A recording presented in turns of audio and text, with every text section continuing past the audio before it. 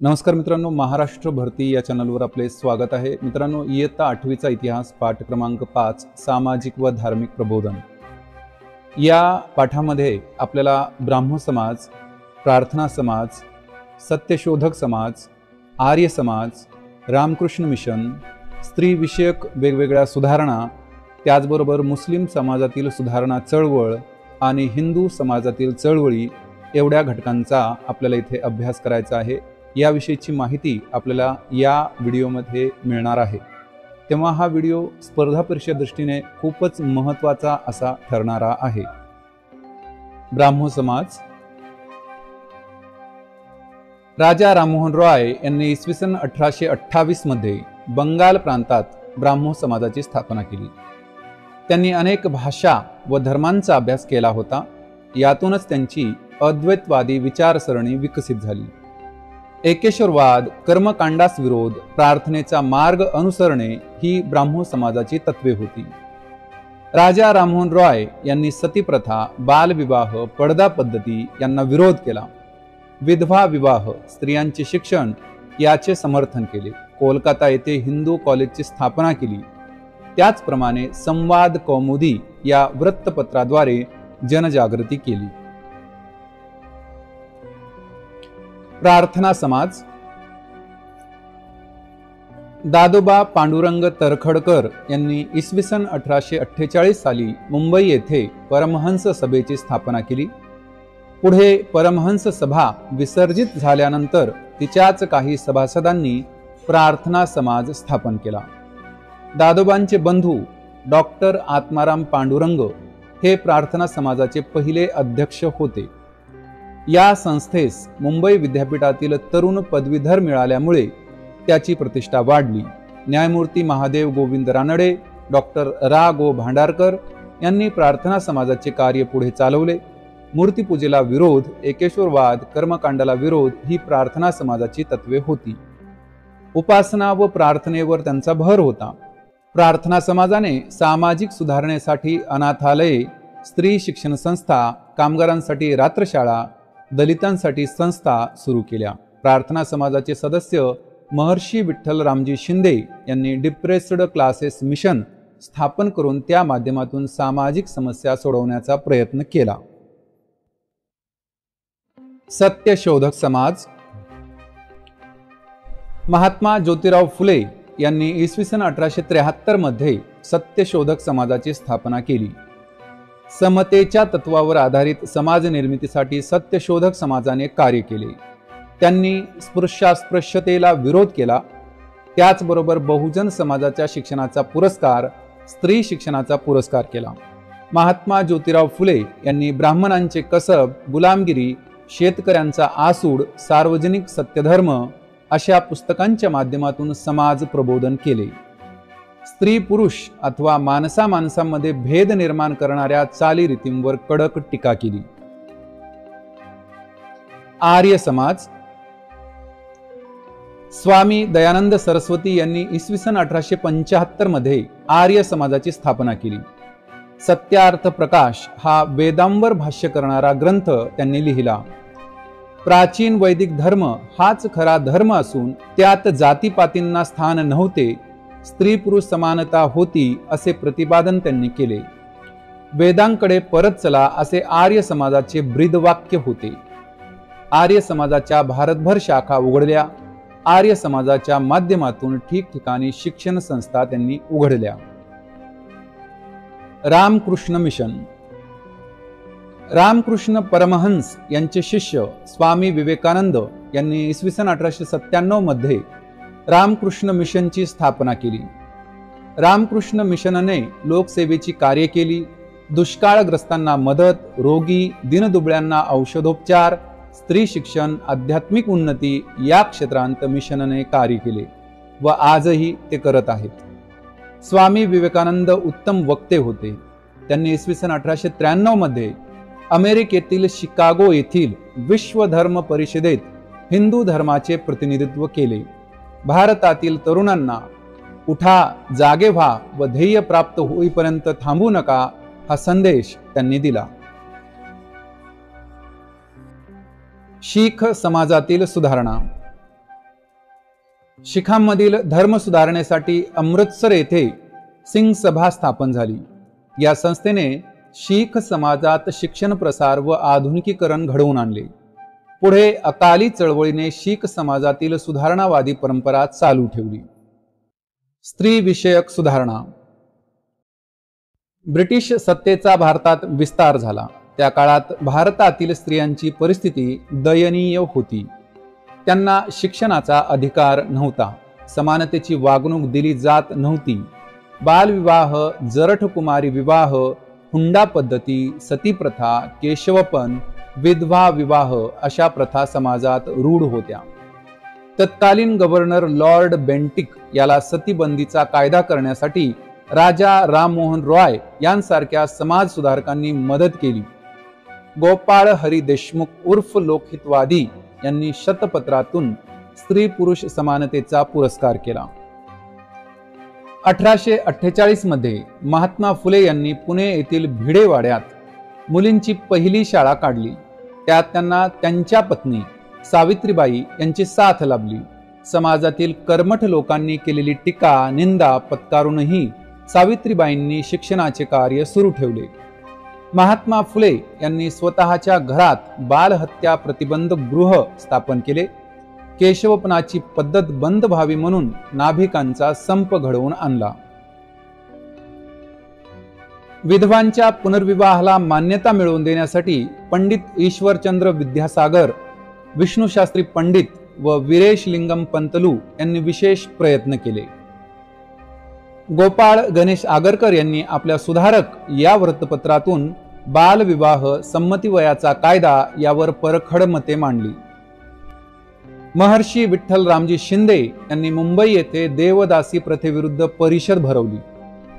ताराबाई शिंदे यांनी स्त्री पुरुष तुलना या ग्रंथातून अत्यंत जहाल भाषेत स्त्रियांच्या हक्कांचा पुरस्कार केला। महर्षी धोंडो केशव कर्वे यांनी पुण्यात अनाथ बालिकाश्रम सुरू केला। विधवा, परित्यक्ता यांच्यासह सर्वच महिलांना शिक्षण घेऊन पायावर उभे राहता यावे हा त्यांचा हेतू होता। त्यांच्या प्रयत्नांमधूनच 20व्या शतकातील भारतातील पहिले महिला विद्यापीठ उभे राहिले। पंडिता रमाबाईंनी शारदा सदन संस्थेची स्थापना करून दिव्यांग मुले मुली स्त्रिया यांच्या पालन पोषणाची जबाबदारी स्वीकारली। रमाबाई रानडे यांनी सेवा सदन संस्थेच्या माध्यमातून स्त्रियांसाठी परिचारिका अभ्यासक्रम सुरू केला। त्यांनी स्त्रियांना मतदानाचा हक्क मिळावा म्हणून सरकारकडे मागणी केली। स्त्रियांवरील अन्यायाला डॉक्टर बाबासाहेब आंबेडकरांनी आपल्या लेखनातून वाचा फोडली। मुस्लिम समाजातील सुधारणा चळवळ। अब्दुल लतीफ यांनी मुस्लिम समाजातील धर्म सुधारणेला सुरुवात केली। त्यांनी बंगाल प्रांतात द मोहम्मदन लिटररी सोसायटी या संस्थेची स्थापना केली। सर सय्यद अहमद खान यांनी मोहम्मदन अँग्लो ओरिएंटल कॉलेज स्थापन केले। पुढे याचेच अलीगड मुस्लिम विद्यापीठात रूपांतर झाले। त्यांनी पाश्चिमात्य विज्ञान व तंत्रज्ञानाचा पुरस्कार केला। पाश्चात्य शिक्षण आणि विज्ञान यांचा अंगीकार मुस्लिम समाजाने केल्याशिवाय त्यांची प्रगती होणार नाही असे त्यांचे ठाम मत होते। हिंदू समाजातील चळवळी। हिंदू समाजाला सन्मानाचे स्थान मिळावे म्हणून 1915 साली हिंदू महासभा या संघटनेची स्थापना झाली। पंडित मदन मोहन मालवीय यांनी बनारस हिंदू विद्यापीठाची पायाभरणी केली। डॉक्टर केशव बळीराम हेडगेवार यांनी 1925 साली राष्ट्रीय स्वयंसेवक संघाची नागपूर येथे स्थापना केली। हिंदुत्ववादी तरुणांची शिस्तबद्ध व चारित्र्य संपन्न संघटना उभारणे हे त्यांचे ध्येय होते। स्वातंत्र्यवीर वी दा सावरकर यांनी रत्नागिरी येथे हिंदू धर्मातील सर्व जातींना मुक्त प्रवेश असणाऱ्या पतित पावन मंदिराची निर्मिती केली। नमस्कार मित्रांनो, महाराष्ट्र भरती या चॅनलवर आपले पुन्हा एकदा स्वागत आहे। मित्रांनो, इयत्ता 8वीचा इतिहास पाठ क्रमांक 6 स्वातंत्र्य चळवळीच्या युगास प्रारंभ या पाठामध्ये आपल्याला भारताच्या प्राचीन इतिहासाचा अभ्यास, वृत्तपत्रांचे कार्य, भारतीय राष्ट्रीय सभेची स्थापना, मवाळ युग, जहाल युग, बंगालची फाळणी, वंगभंग चळवळ, राष्ट्रीय सभेची चतुसूत्री, मवाळ व जहाल यांच्यातील मतभेद, मुस्लिम लीगची स्थापना, मोर्ले मिंटो कायदा, लखनौ करार, पहिले महायुद्ध व भारत आणि मॉन्टेग्यू चेम्सफर्ड कायदा यासंबंधीची माहिती घ्यायची आहे. भारताच्या प्राचीन इतिहासाचा अभ्यास. कोलकाता येथे ब्रिटिशांनी एशियाटिक सोसायटीची स्थापना केली. अनेक भारतीय व पाश्चिमात्य विद्वानांनी भारतीय संस्कृतीचा अभ्यास सुरू केला. संस्कृत, फारसी आणि अन्य भारतीय भाषांमधील हस्तलिखिते तपासून त्यावरील संशोधने प्रसिद्ध केली. डॉक्टर भाऊ दाजी लाड, डॉक्टर रा गो भांडारकर अशा काही भारतीय विद्वानांनी प्राचीन भारतीय संस्कृतीचा सखोल अभ्यास केला. आपल्याला प्राचीन समृद्ध वारसा लाभला आहे हे समजल्याने भारतीयांची अस्मिता जागृत झाली. पुणे येथे भांडारकर प्राच्यविद्या संशोधन मंदिर ही संस्था गेल्या 100 वर्षापासून कार्यरत आहे. भारतीय राष्ट्रीय सभेची स्थापना. 28 डिसेंबर 1885 रोजी मुंबईतील गोकुळदास तेजपाल संस्कृत पाठशाळेत राष्ट्रीय सभेचे पहिले अधिवेशन भरवण्यात आले. भारतातील विविध प्रांतातील 72 प्रतिनिधी या अधिवेशनासाठी आले होते. कोलकाता येथील नामवंत वकील व्योमेशचंद्र बॅनर्जी हे या अधिवेशनाचे अध्यक्ष होते. या सर्वांनी मिळून याच सभेत भारतीय राष्ट्रीय सभेची म्हणजेच इंडियन नॅशनल काँग्रेसची स्थापना केली. ॲलन ॲक्टेव्हियन ह्यूम या ब्रिटिश अधिकाऱ्याने राष्ट्रीय सभेच्या स्थापनेत पुढाकार घेतला. भारतीयांना प्रशासनात अधिक प्रतिनिधित्व मिळावे, ब्रिटिश शासनाने लष्करी खर्चात कपात करावी अशा मागण्यांची निवेदने ब्रिटिश सरकारकडे पाठवण्यात आली. मवाळ युग 1885 ते 1905. राष्ट्रीय सभेच्या स्थापनेनंतरच्या सुरुवातीच्या दशकात त्याचे कार्य संथपणे पण सातत्याने सुरू होते. राष्ट्रीय सभेचे नेते वास्तववादी व उच्च शिक्षित होते. संघटन कार्यातून भक्कम पाया उभारला पाहिजे याची त्यांना जाणीव होती. पाश्चात्य विचारवंतांच्या उदारमतवादी तत्वज्ञानाचा, स्वातंत्र्य, समता, बंधुता या मूल्यांचा त्यांच्यावर प्रभाव होता. त्यांचा सनदशीर मार्गांवर विश्वास होता. सनदशीर मार्गांनी मागणी केल्यास इंग्रज आपल्या मागण्यांना न्याय देतील अशी त्यांना आशा वाटत होती. गोपाळ कृष्ण गोखले, फिरोजशाह मेहता, सुरेंद्रनाथ बॅनर्जी हे मवाळ पुढारी होते. राष्ट्रीय सभेच्या अधिवेशनात प्रांतिक विधिमंडळात लोकप्रतिनिधी असावेत, सुशिक्षित भारतीयांना नोकऱ्या मिळाव्यात, वाढत्या लष्करी खर्चात कपात व्हावी, लोकांच्या कायदेशीर हक्कांचे रक्षण व्हावे म्हणून कार्यकारी संस्था व न्याय संस्था यांची फारकत करावी असे विविध ठराव त्यांनी मांडले. राष्ट्रीय चळवळीत फूट पाडण्यासाठी यानंतरच्या काळात ब्रिटिशांनी फोडा आणि राज्य करा या नीतीचा अवलंब केला. जहाल युग 1905 ते 1920. शांततेच्या सनदशीर मार्गांचा पुरस्कार करणारे मवाळ व स्वातंत्र्यासाठी अधिक तीव्र संघर्ष केला पाहिजे असे मानणारे जहाल असे 2 गट होते. लाला लजपतराय, बाळ गंगाधर टिळक व बिपिन चंद्र पाल हे जहाल पुढारी मानले जात. केसरी व मराठा या वृत्तपत्रांतून लोकमान्य टिळकांनी सरकारच्या दडपशाहीवर घणाघाती टीका केली, तर बंगाल प्रांतात अमृत बझार पत्रिकेच्या माध्यमातून जहाल मते मांडण्यात आली.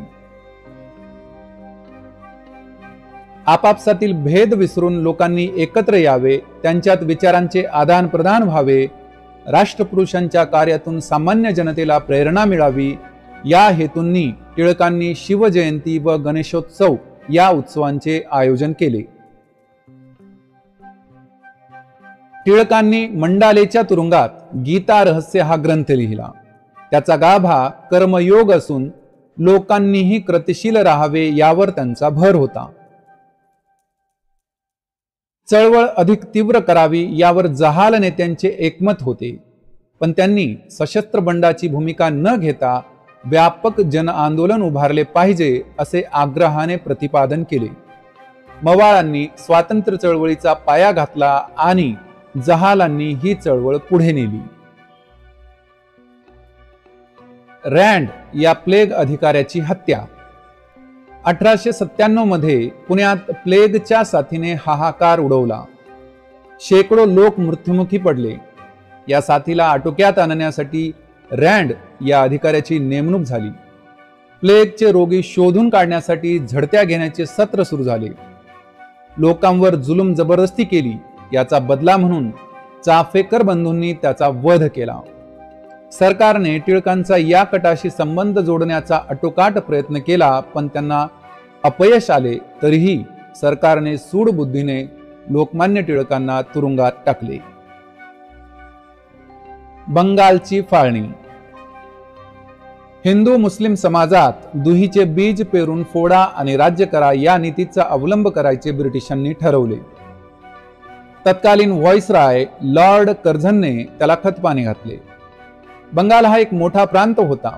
या प्रांताचा कारभार करणे प्रशासकीय दृष्ट्या अवघड असल्याचे कारण पुढे करून लॉर्ड कर्झन याने 1905 मध्ये बंगाल प्रांताची फाळणी जाहीर केली. या फाळणीमुळे मुस्लिम बहुसंख्याकांचा पूर्व बंगाल आणि हिंदू बहुसंख्याकांचा पश्चिम बंगाल अशी रचना झाली. फाळणीमुळे हिंदू मुस्लिमांत फूट पाडून स्वतंत्रता चळवळ दुर्बल करणे हा छुपा हेतू होता. वंगभंग चळवळ. बंगालमध्येच नव्हे तर संपूर्ण भारतात फाळणी विरोधात जनमत जागृत झाले. 16 ऑक्टोबर हा फाळणीचा दिवस राष्ट्रीय शोक दिन म्हणून पाळण्यात आला. भारतभर निषेध सभांद्वारे सरकारचा निषेध केला गेला. वंदे मातरम हे गीत सर्वत्र गायले जाऊ लागले. ऐक्याचे प्रतीक म्हणून रक्षाबंधनाचा कार्यक्रम घेण्यात आला. सरकारी शाळा महाविद्यालयांवर बहिष्कार टाकून मोठ्या संख्येने विद्यार्थी या चळवळीत सामील झाले. वंगभंग आंदोलनाचे नेतृत्व सुरेंद्रनाथ बॅनर्जी, आनंद मोहन बोस, रवींद्रनाथ टागोर इत्यादींनी केले. वंगभंग चळवळीने भारतीय राष्ट्रीय सभेची व्याप्ती वाढली. ती एक राष्ट्रीय चळवळ बनली. असंतोषाची तीव्रता पाहून 1911 साली ब्रिटिशांनी बंगालची फाळणी रद्द केली. राष्ट्रीय सभेची चतुसूत्री. 1906च्या अधिवेशनाचे अध्यक्ष दादाभाई नौरोजी होते. व्यासपीठावरून दादाभाई नौरोजी यांनी स्वराज्य या शब्दाचा सर्वप्रथम उच्चार केला. याच अधिवेशनात स्वराज्य, स्वदेशी, राष्ट्रीय शिक्षण व बहिष्कार ही चतुसूत्री राष्ट्रीय सभेने एकमताने स्वीकारली. जहाल व मवाळ यांच्यातील मतभेद. राष्ट्रीय सभेतील विचारसरणीतील मतभेद 1907 सालच्या सुरत अधिवेशनात विकोपाला गेले. स्वदेशी व बहिष्कार हे ठराव बाजूला ठेवण्याचा मवाळांचा प्रयत्न होता. तो यशस्वी होऊ नये अशी जहालांची खटपट होती. नामदार गोखले, सुरेंद्रनाथ बॅनर्जी, फिरोजशाह मेहता अशा मवाळ पुढाऱ्यांनी जहाल नेते राष्ट्रीय सभा काबीज करण्याचा प्रयत्न करत आहेत असा आरोप केला. लाला लजपतराय यांनी मध्यस्थी करण्याचा प्रयत्न केला. भारतीय राष्ट्रीय सभा हे राष्ट्रीय व्यासपीठ असून त्यात फूट पाडून चालणार नाही असे टिळकांचे मत होते. अधिवेशनाच्या वेळी तणाव वाढला व तडजोड अशक्य झाल्याने अखेरीस भारतीय राष्ट्रीय सभेत फूट पडली. ब्रिटिश सरकारची दडपशाही. वंगभंगानंतर सुरू झालेले प्रभावी जन आंदोलन पाहून सरकार अस्वस्थ झाले. या आंदोलनाला पायबंद घालण्यासाठी सरकारने दडपशाहीचे धोरण स्वीकारले. सार्वजनिक सभांवर कायद्याने बंदी घातली. हा कायदा मोडणाऱ्यांना कठोर शिक्षा केल्या. शाळकरी मुलांनाही फटके मारले. वृत्तपत्रांवर अनेक निर्बंध लादले. सरकारवर टीका केल्याच्या आरोपावरून अनेक छापखाने जप्त केले. लेखकांना व संपादकांना तुरुंगात डांबले. सरकारने जहाल नेत्यांविरुद्ध कडक कारवाई केली. याची तीव्र प्रतिक्रिया बंगालमध्ये उमटली. क्रांतिकारकांनी गोळीबार, बॉम्ब हल्ले करणे हे मार्ग पत्कारले. या बॉम्ब हल्ल्यांचे समर्थन केसरी पत्रातून करणाऱ्या लोकमान्य टिळकांवर राजद्रोहाचा आरोप ठेवून त्यांना 6 वर्षे म्यानमार येथील मंडालेच्या तुरुंगात पाठवले. बिपिनचंद्र पाल यांना कारावासाची शिक्षा ठोठावली तर लाला लजपतराय यांना पंजाबमधून हद्दपार केले. मुस्लिम लीगची स्थापना. वंगभंग आंदोलनात राष्ट्रीय सभेला मिळणारा जनतेचा प्रचंड प्रतिसाद पाहून ब्रिटिश सत्ताधीश बेचैन झाले. इंग्रजांनी फोडा आणि राज्य करा या नीतीचा पुन्हा अवलंब केला. मुस्लिमांचे हितसंबंध जपण्यासाठी त्यांची स्वतंत्र राजकीय संघटना असली पाहिजे असा प्रचार त्यांनी सुरू केला. ब्रिटिश सरकारच्या प्रोत्साहनामुळे मुस्लिम समाजातील उच्चवर्णीयांची एक शिष्टमंडळ आगा खान यांच्या नेतृत्वाखाली गव्हर्नर जनरल लॉर्ड मिंटो यांना भेटले. लॉर्ड मिंटो व अन्य ब्रिटिश अधिकारी यांच्या उत्तेजनाने 1906 मध्ये मुस्लिम लीगची स्थापना झाली. मोर्ले मिंटो कायदा. भारतीय जनतेमध्ये ब्रिटिश सरकारच्या कामाबाबत असंतोष होता. भारतीय जनतेच्या दारिद्र्याचे मुख्य कारण म्हणजे ब्रिटिशांचे आर्थिक धोरण होय अशी जनतेत भावना होती. कर्जांचे दडपशाहीचे धोरण, सुशिक्षित भारतीयांना नोकऱ्यात समाविष्ट न करणे, भारताबाहेर आफ्रिकेत भारतीयांना अन्याय वागणूक यामुळेही असंतोषात भर पडली. भारतीयांच्या या असंतोषावर तात्पुरती मलमपट्टी करण्यासाठी मोर्ले मिंटो सुधारणा कायदा 1909 मध्ये करण्यात आला. या कायद्यान्वये कायदेमंडळातील भारतीय सदस्यांची संख्या वाढवण्यात आली आणि काही निर्वाचित भारतीय प्रतिनिधींचा समावेश कायदेमंडळात करण्याची तरतूद करण्यात आली. याच कायद्यान्वये मुस्लिमांसाठी विभक्त मतदारसंघाची योजना करण्यात आली. ब्रिटिशांच्या या कुटील नीतीमुळे भारतात फुटीर वृत्तीची बीजे पेरली गेली. लखनौ करार. भारतीय राष्ट्रीय सभेच्या 1916च्या लखनौ अधिवेशनात टिळकांच्या नेतृत्वाखाली राष्ट्रीय सभेतील मतभेद मिटविण्याचा प्रयत्न झाला. याच वर्षी भारतीय राष्ट्रीय सभा व मुस्लिम लीग यांच्यातही समेट घडून आला. याला लखनौ करार असे म्हणतात. या करारानुसार मुस्लिमांच्या विभक्त मतदारसंघांना राष्ट्रीय सभेने मान्यता दिली आणि भारताला राजकीय अधिकार मिळविण्याच्या कार्यात राष्ट्रीय सभेशी सहकार्य करण्याचे मुस्लिम लीगने मान्य केले. होम रूल चळवळ. 1914 मध्ये टिळकांची मंडालेच्या तुरुंगातून सुटका झाली तेव्हा युरोपात पहिल्या महायुद्धाला तोंड फुटले होते. या युद्धाचे थेट परिणाम भारतालाही भोगावे लागले. दैनंदिन गरजेच्या वस्तूंचे भाव वाढले. ब्रिटिश सरकारने भारतीयांवर अनेक निर्बंध लादले. यामुळे भारतीयांत असंतोष वाढू लागला. अशा परिस्थितीत डॉक्टर ॲनी बेझंट व लोकमान्य टिळक यांनी होम रूल चळवळ सुरू केली. होम रूल म्हणजे आपला राज्यकारभार आपण करणे, यालाच स्वशासन म्हणतात.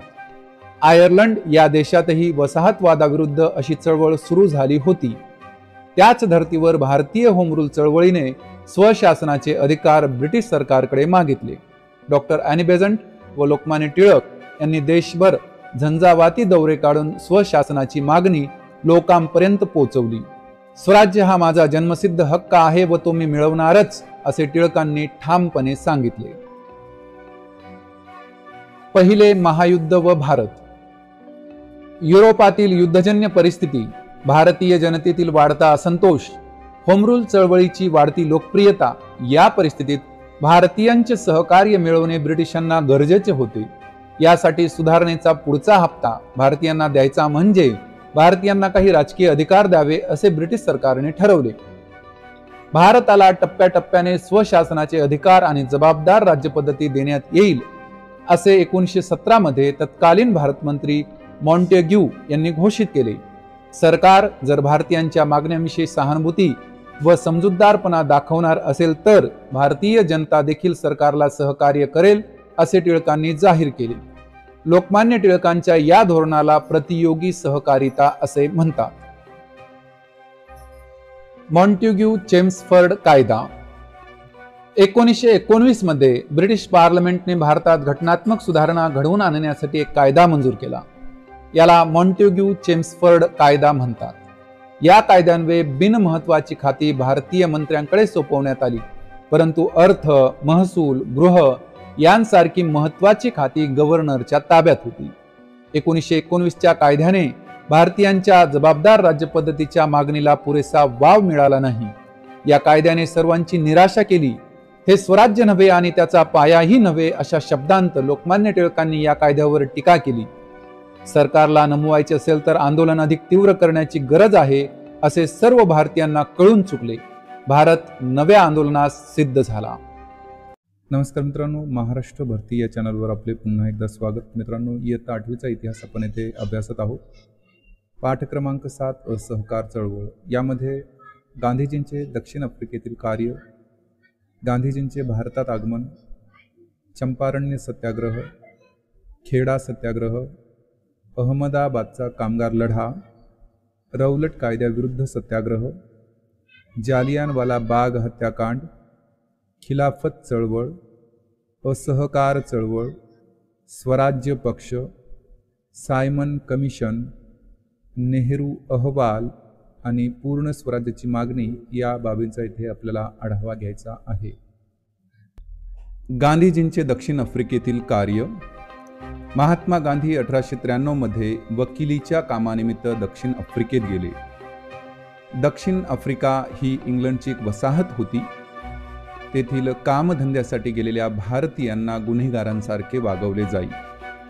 1906 मध्ये शासनाने एका आदेशान्वये कृष्णवर्णीयांना ओळखपत्र बाळगणे सक्तीचे केले, तसेच त्यांच्यावर अनेक बंधने लादली. या अन्यायाविरुद्ध गांधीजींनी सत्याग्रहाच्या मार्गाने तेथील लोकांना न्याय मिळवून दिला.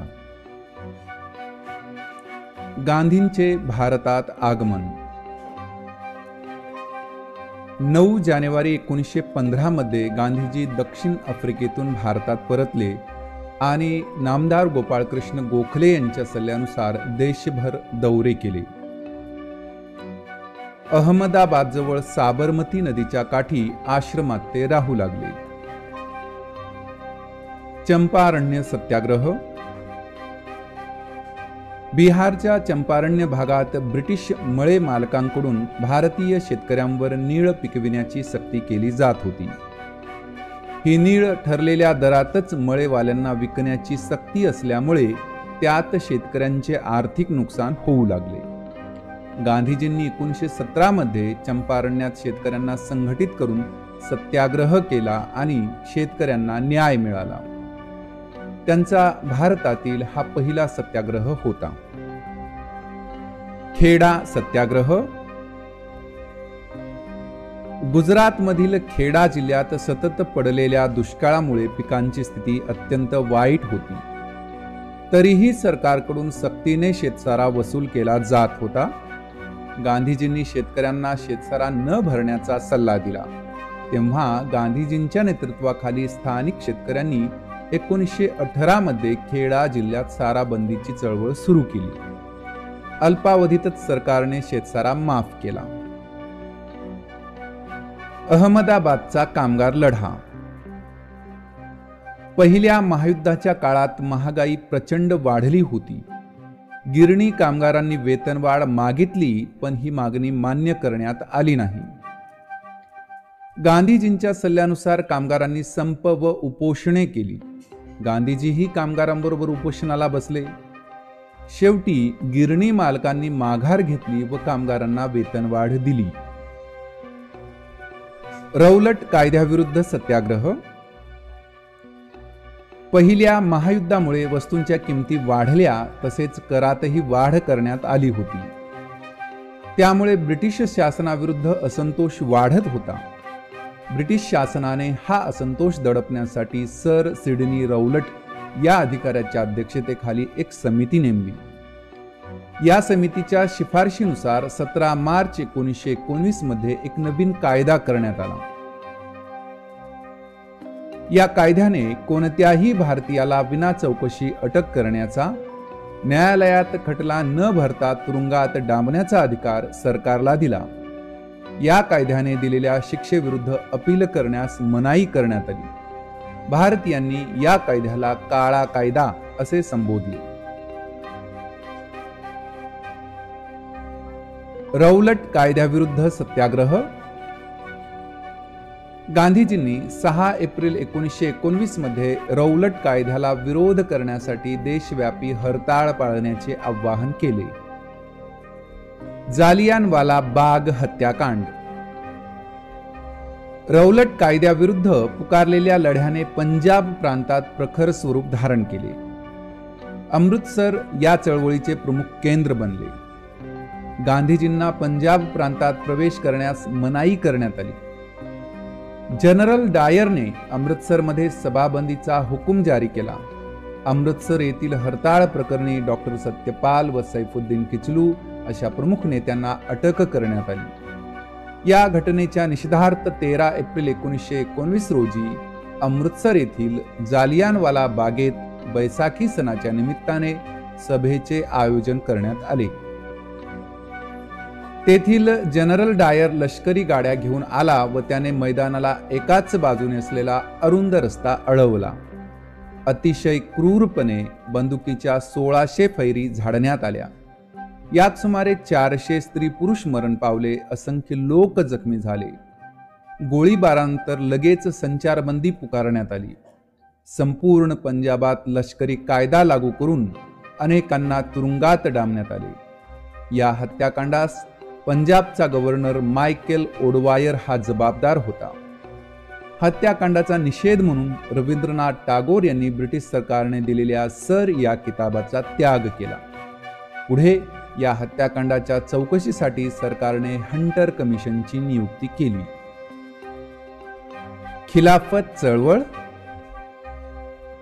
तुर्कस्तानचा सुलतान हा जगभरातील मुस्लिमांचा खलिफा म्हणजे धर्मप्रमुख होता। पहिल्या महायुद्धात तुर्कस्तान इंग्लंडच्या विरोधी होते। युद्धात भारतीय मुस्लिमांचे सहकार्य मिळविण्यासाठी युद्ध समाप्तीनंतर खलिफाच्या साम्राज्यास धक्का लावण्यात येणार नाही असे आश्वासन इंग्लंडच्या प्रधानमंत्र्यांनी दिले, पण युद्ध समाप्तीनंतर इंग्लंडने हे आश्वासन पाळले नाही। खलिफाला पाठिंबा देण्यासाठी भारतीय मुस्लिमांनी जी चळवळ सुरू केली तिला खिलाफत चळवळ असे म्हणतात। हिंदू मुस्लिम ऐक्य होऊन राष्ट्रीय चळवळीला बळ मिळावे या हेतूने गांधीजींनी खिलाफत चळवळीला पाठिंबा दिला। सरकारशी असहकार करण्याचा गांधीजींचा प्रस्तावही खिलाफत कमिटीने मान्य केला। असहकार चळवळ। 1920 मध्ये राष्ट्रीय सभेचे अधिवेशन नागपूर येथे भरले। या अधिवेशनात चित्तरंजन दास यांनी मांडलेल्या असहकाराच्या ठरावाला मंजुरी मिळाली। असहकाराच्या चळवळीची सर्व सूत्रे गांधीजींकडे सोपवण्यात आली। या ठरावानुसार शासकीय कार्यालये, न्यायालये, परदेशी वस्तू, सरकारी शाळा, महाविद्यालये यांच्यावर बहिष्कार घालण्याचा कार्यक्रम निश्चित करण्यात आला। असहकाराच्या कार्यक्रमाप्रमाणे पंडित मोतीलाल नेहरू, चित्तरंजन दास इत्यादी नामांकित वकिलांनी न्यायालयावर बहिष्कार टाकला। याच काळात शाळा कॉलेजांवरील बहिष्कारातून राष्ट्रीय शिक्षणाची कल्पना राबवली गेली। अनेक राष्ट्रीय शाळा, महाविद्यालये व विद्यापीठे स्थापन झाली। येणाऱ्या निवडणुकांवरही बहिष्कार टाकण्यात आला। परदेशी कापडावर बहिष्कार, परदेशी कापडाच्या होळ्या, परदेशी कापडाची विक्री करणाऱ्या दुकानांसमोर निदर्शने केली गेली। यामुळे परदेशी कापडाची आयात घटली। 1921 मध्ये मुंबईत आलेल्या प्रिन्स ऑफ वेल्सचे स्वागत हरताळ पाळून केले गेले। निर्मनुष्य रस्ते व बंद दुकानांनी राजपुत्राचे स्वागत केले। आसाममधील चहा मळेवाल्यांपासून बंगालमधील रेल्वे कर्मचाऱ्यांपर्यंत ही चळवळ पसरली। उत्तर प्रदेशातील गोरखपूर जिल्ह्यातील चौरी चौरा येथे फेब्रुवारी 1922 मध्ये शांततापूर्ण मिरवणुकीवर पोलिसांनी गोळीबार केला। परिणामी जमावाने पोलीस चौकीला आग लावली। यात एका पोलीस अधिकाऱ्यासह 22 पोलीस ठार झाले। या घटनेमुळे गांधीजी व्यथित झाले। 12 फेब्रुवारी 1922 रोजी गांधीजींनी असहकार चळवळ स्थगित केली। मार्च 1922 मध्ये गांधीजींना अटक करण्यात आली।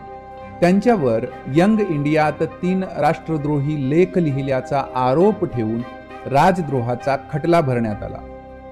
अहमदाबादमध्ये खास न्यायालय स्थापन करून त्यांना 6 वर्षांची शिक्षा सुनावण्यात आली। स्वराज्य पक्ष। राष्ट्रीय सभेतील चित्तरंजन दास, मोतीलाल नेहरू यांनी सरकारची अडवणूक करण्यासाठी कायदे मंडळात प्रवेश करण्याची कल्पना मांडली। 1922 मध्ये राष्ट्रीय सभेच्या अंतर्गत स्वराज्य पक्षाची स्थापना करण्यात आली। 1923च्या निवडणुकीत मध्यवर्ती व प्रांतिक कायदेमंडळावर स्वराज्य पक्षाचे अनेक उमेदवार निवडून आले। यात प्रामुख्याने मोतीलाल नेहरू, मदन मोहन मालवीय, लाला लजपतराय, न. चि. केळकर यांचा समावेश होता. सायमन कमिशन 1919च्या मॉन्टेग्यू चेम्सफर्ड कायद्याने दिलेल्या सुधारणा असमाधानकारक होत्या. या पार्श्वभूमीवर इंग्रज सरकारने 1927 मध्ये सर जॉन सायमन यांच्या अध्यक्षतेखाली एक कमिशन नियुक्त केले. या 7 सदस्यीय कमिशनमध्ये एकही भारतीय सदस्य नसल्यामुळे भारतातील राजकीय पक्षांनी सायमन कमिशनवर बहिष्कार टाकला. 1928 साली सायमन कमिशन भारतात आले तेव्हा ज्या ज्या ठिकाणी ते गेले तेथे त्यांचा सायमन गो बॅक, सायमन परत जा या घोषणा देऊन प्रखर विरोध करण्यात आला. लाला लजपतराय यांचे निधन. लाहोर येथे सायमन कमिशन विरुद्ध झालेल्या निदर्शनाचे नेतृत्व लाला लजपतराय यांनी केले. या निदर्शकांवर पोलिसांनी लाठी हल्ला केला. सँडर्स या उद्दाम पोलीस अधिकाऱ्याने लालाजींच्या छातीवर लाठीने प्रहार केल्यामुळे ते खूप जखमी झाले. पुढे त्यांची प्रकृती बिघडली आणि काही दिवसांतच त्यांचे निधन झाले. नेहरू अहवाल. भारतातील नेते एकमताने राज्यघटना तयार करू शकत नाहीत अशी टीका भारत मंत्री बर्कनहेडने केली. हे आव्हान स्वीकारून पंडित मोतीलाल नेहरू यांच्या अध्यक्षतेखाली सर्वपक्षीय समिती स्थापन करण्यात आली. भारतामध्ये वसाहतीचे स्वराज्य स्थापन करावे, प्रौढ मतदान पद्धती लागू करावी, भारतीयांना मूलभूत नागरी हक्क द्यावेत, भाषावार प्रांतरचना करावी असे प्रस्ताव या अहवालात होते. याच अहवालाला नेहरू अहवाल असे म्हणतात. 1929 अखेरपर्यंत सरकारने नेहरू अहवाल स्वीकारला नाही तर सविनय कायदेभंगाचा लढा सुरू करण्याचा इशारा देण्यात आला. पूर्ण स्वराज्याची मागणी. पंडित जवाहरलाल नेहरू आणि सुभाषचंद्र बोस हे संपूर्ण स्वराज्याची मागणी करणाऱ्या तरुणांचे नेते होते. या तरुण गटाच्या प्रभावामुळे राष्ट्रीय सभेच्या लाहोर अधिवेशनामध्ये संपूर्ण स्वराज्याचा ठराव संमत करण्यात आला. 31 डिसेंबर 1929 रोजी रावी नदीच्या किनाऱ्यावर पंडित जवाहरलाल नेहरू यांनी तिरंगा ध्वज फडकावला व 26 जानेवारी हा दिवस स्वातंत्र्य दिन म्हणून पाळण्यात यावा असे ठरवण्यात आले. ब्रिटिश सत्तेपासून भारताला मुक्त करण्यासाठी स्वातंत्र्याचा लढा अहिंसक मार्गाने चालविण्याची प्रतिज्ञा 26 जानेवारी 1930 रोजी देशभर करण्यात आली. नमस्कार मित्रांनो, महाराष्ट्र भरती या चॅनलवर आपले पुन्हा एकदा स्वागत आहे. मित्रांनो, इयत्ता 8वीचा इतिहास पाठ क्रमांक 8 आपण येथे अभ्यासत आहोत. सविनय कायदेभंग. यामध्ये दांडी यात्रा, पेशावरचा सत्याग्रह, सोलापूरचा सत्याग्रह, बाबू गेनूचे बलिदान, गोलमेज परिषद, गांधी आयर्विन करार, पुणे करार आणि सविनय कायदेभंगाची दुसरी फेरी या बाबींचा आपल्याला इथे आढावा घ्यायचा आहे. लाहोर अधिवेशनात संपूर्ण स्वातंत्र्याचा ठराव संमत झाल्यावर महात्मा गांधींनी सविनय कायदेभंग करण्याचा निर्णय घेतला. ही चळवळ सुरू करण्याआधी गांधीजींनी ब्रिटिश सरकारकडे मिठावरील कर रद्द करून मीठ बनवण्याची सरकारी मक्तेदारी रद्द करावी ही प्रमुख मागणी केली होती. परंतु सरकारने गांधीजींची ही मागणी फेटाळून लावल्यामुळे गांधीजींनी मिठाचा कायदा मोडून देशभर सत्याग्रह करण्याचे ठरवले. मिठाचा सत्याग्रह करण्यासाठी गांधीजींनी गुजरातच्या समुद्र किनाऱ्यावरील दांडी या ठिकाणाची निवड केली. 12 मार्च 1930 रोजी गांधीजी 78 सहकाऱ्यांसह साबरमती आश्रमातून दांडीला जाण्यास निघाले. सुमारे 385 किलोमीटरच्या पदयात्रेत मार्गावरील अनेक गावांमधून त्यांनी भाषणे केली. 5 एप्रिल 1930 रोजी गांधीजी दांडी येथे पोहोचले. 6 एप्रिल रोजी दांडीच्या समुद्र किनाऱ्यावरील मीठ उचलून गांधीजींनी मिठाचा कायदा मोडला आणि देशभर सविनय कायदेभंग चळवळ सुरू झाली. सविनय कायदेभंग आंदोलनामुळे ब्रिटिश सरकार अडचणीत आले. 4 मे 1930 रोजी गांधीजींना अटक करण्यात आली. त्यांच्या अटकेचा देशभर निषेध करण्यात आला. पेशावरचा सत्याग्रह. वायव्य सरहद्द प्रांतात खान अब्दुल गफ्फार खान हे गांधीजींचे निष्ठावान अनुयायी होते. त्यांना सरहद्द गांधी म्हणून ओळखले जाते. त्यांनी खुदाई खिदमतगार या संघटनेची स्थापना केली. 23 एप्रिल 1930 रोजी त्यांनी पेशावर येथे सत्याग्रह सुरू केला. सरकारने गढवाल पलटणीला सत्याग्रहींवर गोळीबार करण्याचे आदेश दिले. मात्र चंद्रसिंग ठाकूर या अधिकाऱ्याने गोळीबार करण्यास नकार दिला. त्यामुळे त्यांना जबर शिक्षा देण्यात आली.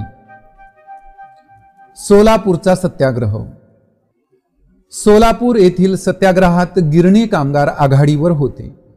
6 मे 1930 रोजी सोलापुरात हरताळ पाळून मोठा मोर्चा काढण्यात आला. मोर्चावर करण्यात आलेल्या गोळीबारात शंकर शिवदारे यांच्यासह अनेक स्वयंसेवक मृत्युमुखी पडले. परिणामी जनतेने पोलीस स्टेशन, रेल्वे स्टेशन, न्यायालये, म्युनिसिपल इमारती इत्यादींवर हल्ले केले. सरकारने मार्शल लॉ म्हणजेच लष्करी कायदा जारी केला. या आंदोलनात मलाप्पा धनशेट्टी, श्रीकृष्ण सारडा, कुर्बान हुसेन व जगन्नाथ शिंदे इत्यादी आघाडीवर होते. गुजरातमधील धारासना येथील सत्याग्रहाचे नेतृत्व सरोजिनी नायडू यांनी केले. महाराष्ट्रात वडाळा, मालवण, शिरोडा या ठिकाणी मिठाचे सत्याग्रह झाले. जेथे मिठागारे नव्हती तेथे लोकांनी जंगलविषयक कायदे मोडायला सुरुवात केली. महाराष्ट्रात बिळाशी, संगमनेर, कळवण, चिरनेर, पुसद इत्यादी ठिकाणी जंगल सत्याग्रह झाले. बाबू गेनूचे बलिदान. परदेशी मालावर बहिष्कार टाकणाऱ्यांमध्ये मुंबईतील गिरणीमध्ये काम करणारे बाबू गेनू सैद आघाडीवर होते. त्यांनी परदेशी माल घेऊन जाणाऱ्या ट्रकला अडवण्याचा प्रयत्न केला, पण ट्रक त्यांच्या अंगावरून गेला. गोलमेज परिषद. सविनय कायदेभंग आंदोलन सुरू असतानाच भारताशी संबंधित घटनात्मक प्रश्नांचा विचार करावा असे ब्रिटनचे प्रधानमंत्री रॅमसे मॅकडोनाल्ड यांचे मत होते. याकरिता लंडनमध्ये एका परिषदेचे आयोजन करण्यात आले. या परिषदेला गोलमेज परिषद असे म्हटले जाते. 1930 ते 1932 या कालावधीत 3 गोलमेज परिषदांचे आयोजन करण्यात आले होते. पहिली गोलमेज परिषद. रॅमसे मॅकडोनाल्ड हे पहिल्या परिषदेचे अध्यक्ष होते. डॉक्टर बाबासाहेब आंबेडकर, सर तेज बहादूर सप्रू, बॅरिस्टर जिना यांचाही यात सहभाग होता. केंद्रीय स्तरावर जबाबदार शासन पद्धती, भारतात संघ राज्याची स्थापना अशा विविध विषयांवर या परिषदेत चर्चा झाली. मात्र राष्ट्रीय सभेने या परिषदेत भाग घेतला नसल्या कारणाने गोलमेज परिषदेतील चर्चा निष्फळ ठरली. गांधी आयर्विन करार. महात्मा गांधी आणि व्हाईसराय आयर्विन यांच्यात झालेल्या करारालाच गांधी आयर्विन करार असे म्हणतात. या करारानुसार ब्रिटिश सरकारने भारताच्या प्रस्तावित राज्यघटनेमध्ये जबाबदार राज्य पद्धतीचा स्वीकार करण्याची हमी दिली. परिणामी राष्ट्रीय सभेने सविनय कायदेभंगाची चळवळ मागे घेतली आणि दुसऱ्या गोलमेज परिषदेतील चर्चेत सहभागी होण्याची तयारी दाखवली. दुसरी गोलमेज परिषद. 1931 साली दुसऱ्या गोलमेज परिषदेचे आयोजन करण्यात आले.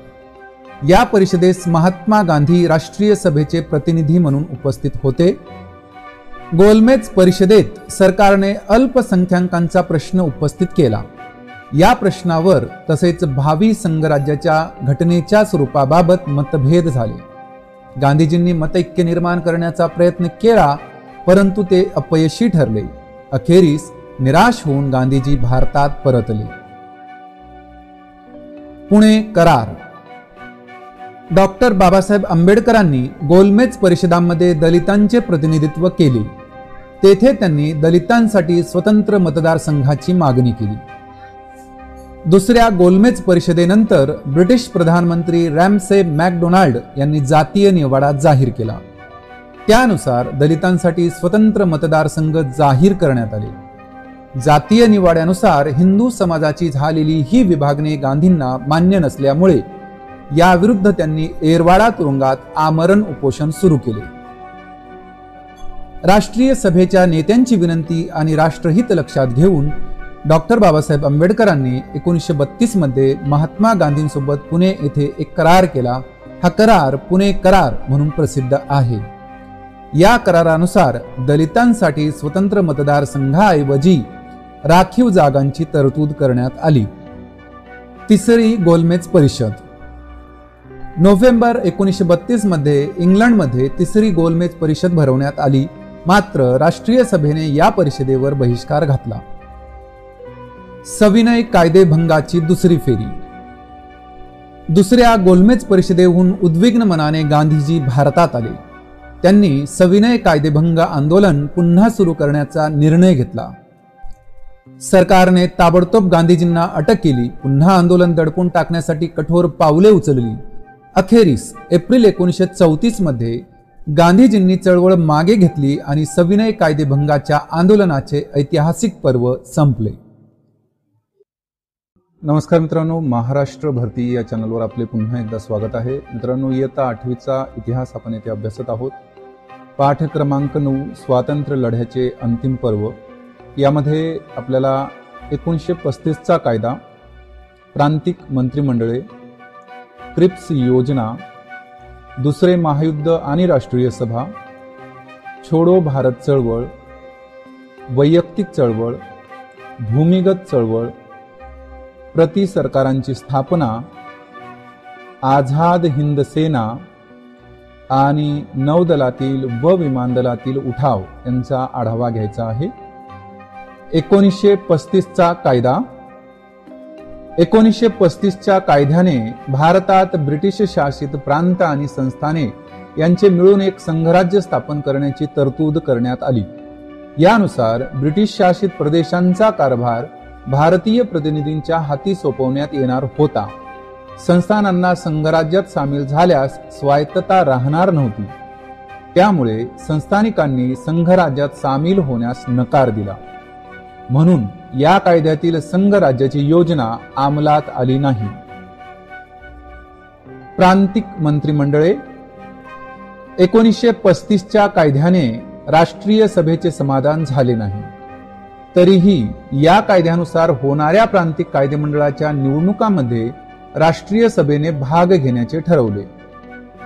1937 मध्ये देशातील 11 प्रांतांमध्ये निवडणुका झाल्या.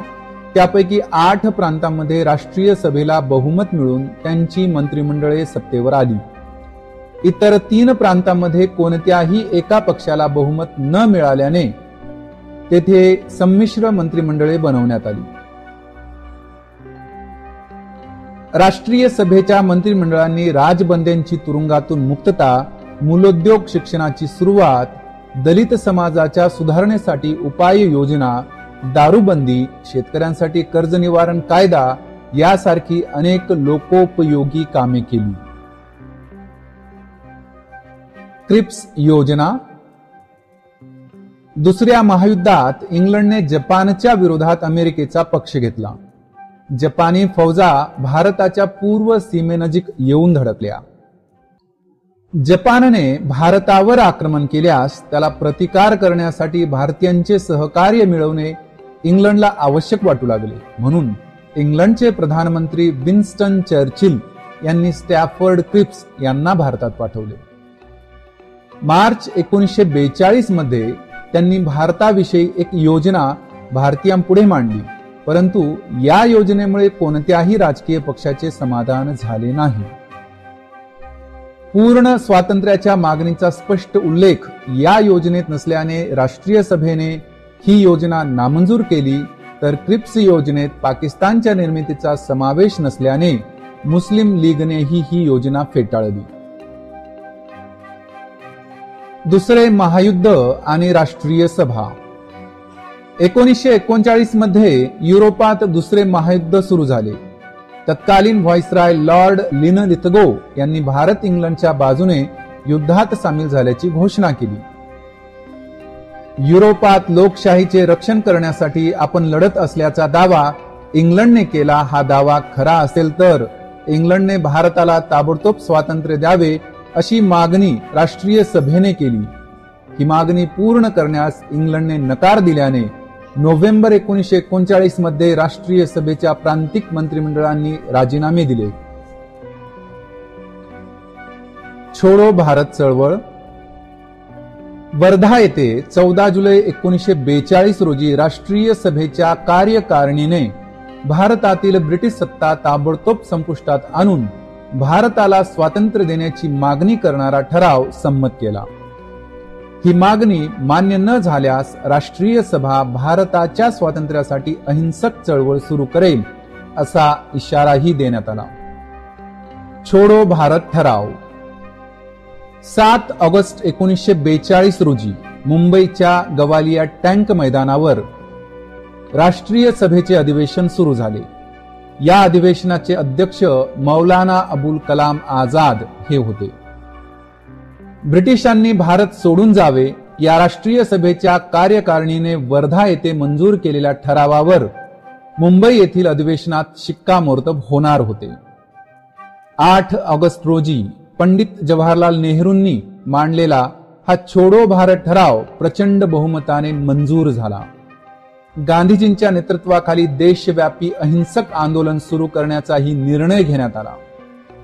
गांधीजींनी जनतेला करेंगे या मरेंगे या भावनेने बलिदानास सिद्ध होण्याचे स्फूर्तिदायक आवाहन केले. वैयक्तिक सत्याग्रह. आचार्य विनोबा भावे हे वैयक्तिक सत्याग्रहाचे पहिले सत्याग्रही होते. त्यांच्यानंतर सुमारे 25,000 सत्याग्रहींनी वैयक्तिक सत्याग्रहात भाग घेऊन तुरुंगवास स्वीकारला. भूमिगत चळवळ. 1942च्या अखेरीस जन आंदोलनाला नवे वळण मिळाले. आंदोलनाचे नेतृत्व तरुण समाजवादी कार्यकर्त्यांकडे आले. जयप्रकाश नारायण, डॉक्टर राम मनोहर लोहिया, छोटूभाई पुराणिक, अच्युतराव पटवर्धन, अरुणा असफ अली, युसुफ मेहरअली, सुचेता कृपलानी, S.M. जोशी, शिरुभाऊ लिमये, नाग गोरे, यशवंतराव चव्हाण, वसंतदादा पाटील, मगनलाल बागडी, उषा मेहता यासारखे अनेक नेते आघाडीवर होते. रेल्वे मार्गाची मोडतोड करणे, टेलिफोनच्या तारा तोडणे, पूल उद्ध्वस्त करणे इत्यादी मार्गांनी आंदोलकांनी दळणवळण व सरकारी यंत्रणा विस्कळीत केली. संपूर्ण भारतात आंदोलनाचे पडसाद उमटले. सिंध प्रांतात हेमू कलानी यांनी हत्यारबंद ब्रिटिश सेना घेऊन जाणारी रेल्वे येत असल्याचे वृत्त कळताच आपल्या साथीदारांसह रेल्वे मार्ग उद्ध्वस्त करण्याचा प्रयत्न केला. न्यायालयाने त्यांना फाशीची शिक्षा सुनावली. सध्याच्या रायगड जिल्ह्यातील कर्जत तालुक्यातील भाई कोतवाल यांचा आझाद दस्ता, नागपूरच्या जनरल आवारी यांची लाल सेना अशा गटांनी कित्येक महिने सरकारला सळो की पळो करून सोडले. मुंबईला विठ्ठल जव्हेरी, उषा मेहता व त्यांच्या साथीदारांनी एक गुप्त प्रक्षेपण केंद्र स्थापन केले. त्याला आझाद रेडिओ म्हणत. त्यावर राष्ट्रभक्तीची गीते गायली जात. देशातील आंदोलनाच्या बातम्या प्रसारित केल्या जात. देशभक्तीपर भाषणे प्रक्षेपित केली जात. अशी प्रक्षेपण केंद्रे कोलकाता, दिल्ली व पुणे येथेही काही काळ चालली. प्रति सरकारांची स्थापना. बंगालमधील मिदनापूर, उत्तर प्रदेशातील बालिया व आझमगड, बिहारमधील भागलपूर व पूर्णिया या जिल्ह्यांत प्रति सरकारे स्थापन करण्यात आली. महाराष्ट्रात सातारा जिल्ह्यात क्रांतिसिंह नाना पाटील यांनी 1942 साली ब्रिटिश शासन संपुष्टात आणून प्रति सरकार स्थापन केले. कुंडल येथील क्रांती अग्रणी GD उर्फ बापू लाड यांच्या नेतृत्वाखाली स्थापन झालेल्या तुफान सेनेच्या माध्यमातून कर गोळा करणे, कायदा व सुव्यवस्था टिकवणे, गुन्हेगारांना शासन करणे यासारखी कामे प्रति सरकारामार्फत केली जात. चले जाव चळवळीचे महत्व. आझाद हिंद सेना. भारताच्या स्वातंत्र्य प्राप्तीसाठी नेताजी सुभाषचंद्र बोस यांनी अभूतपूर्व प्रयत्न केला. भारताच्या पूर्व सीमेवर हजारो भारतीय सैनिक ब्रिटिशांविरोधात युद्ध करण्यास उभे राहिले. हे सारे सैनिक आझाद हिंद सेनेचे होते. त्यांचे नेते होते नेताजी सुभाषचंद्र बोस.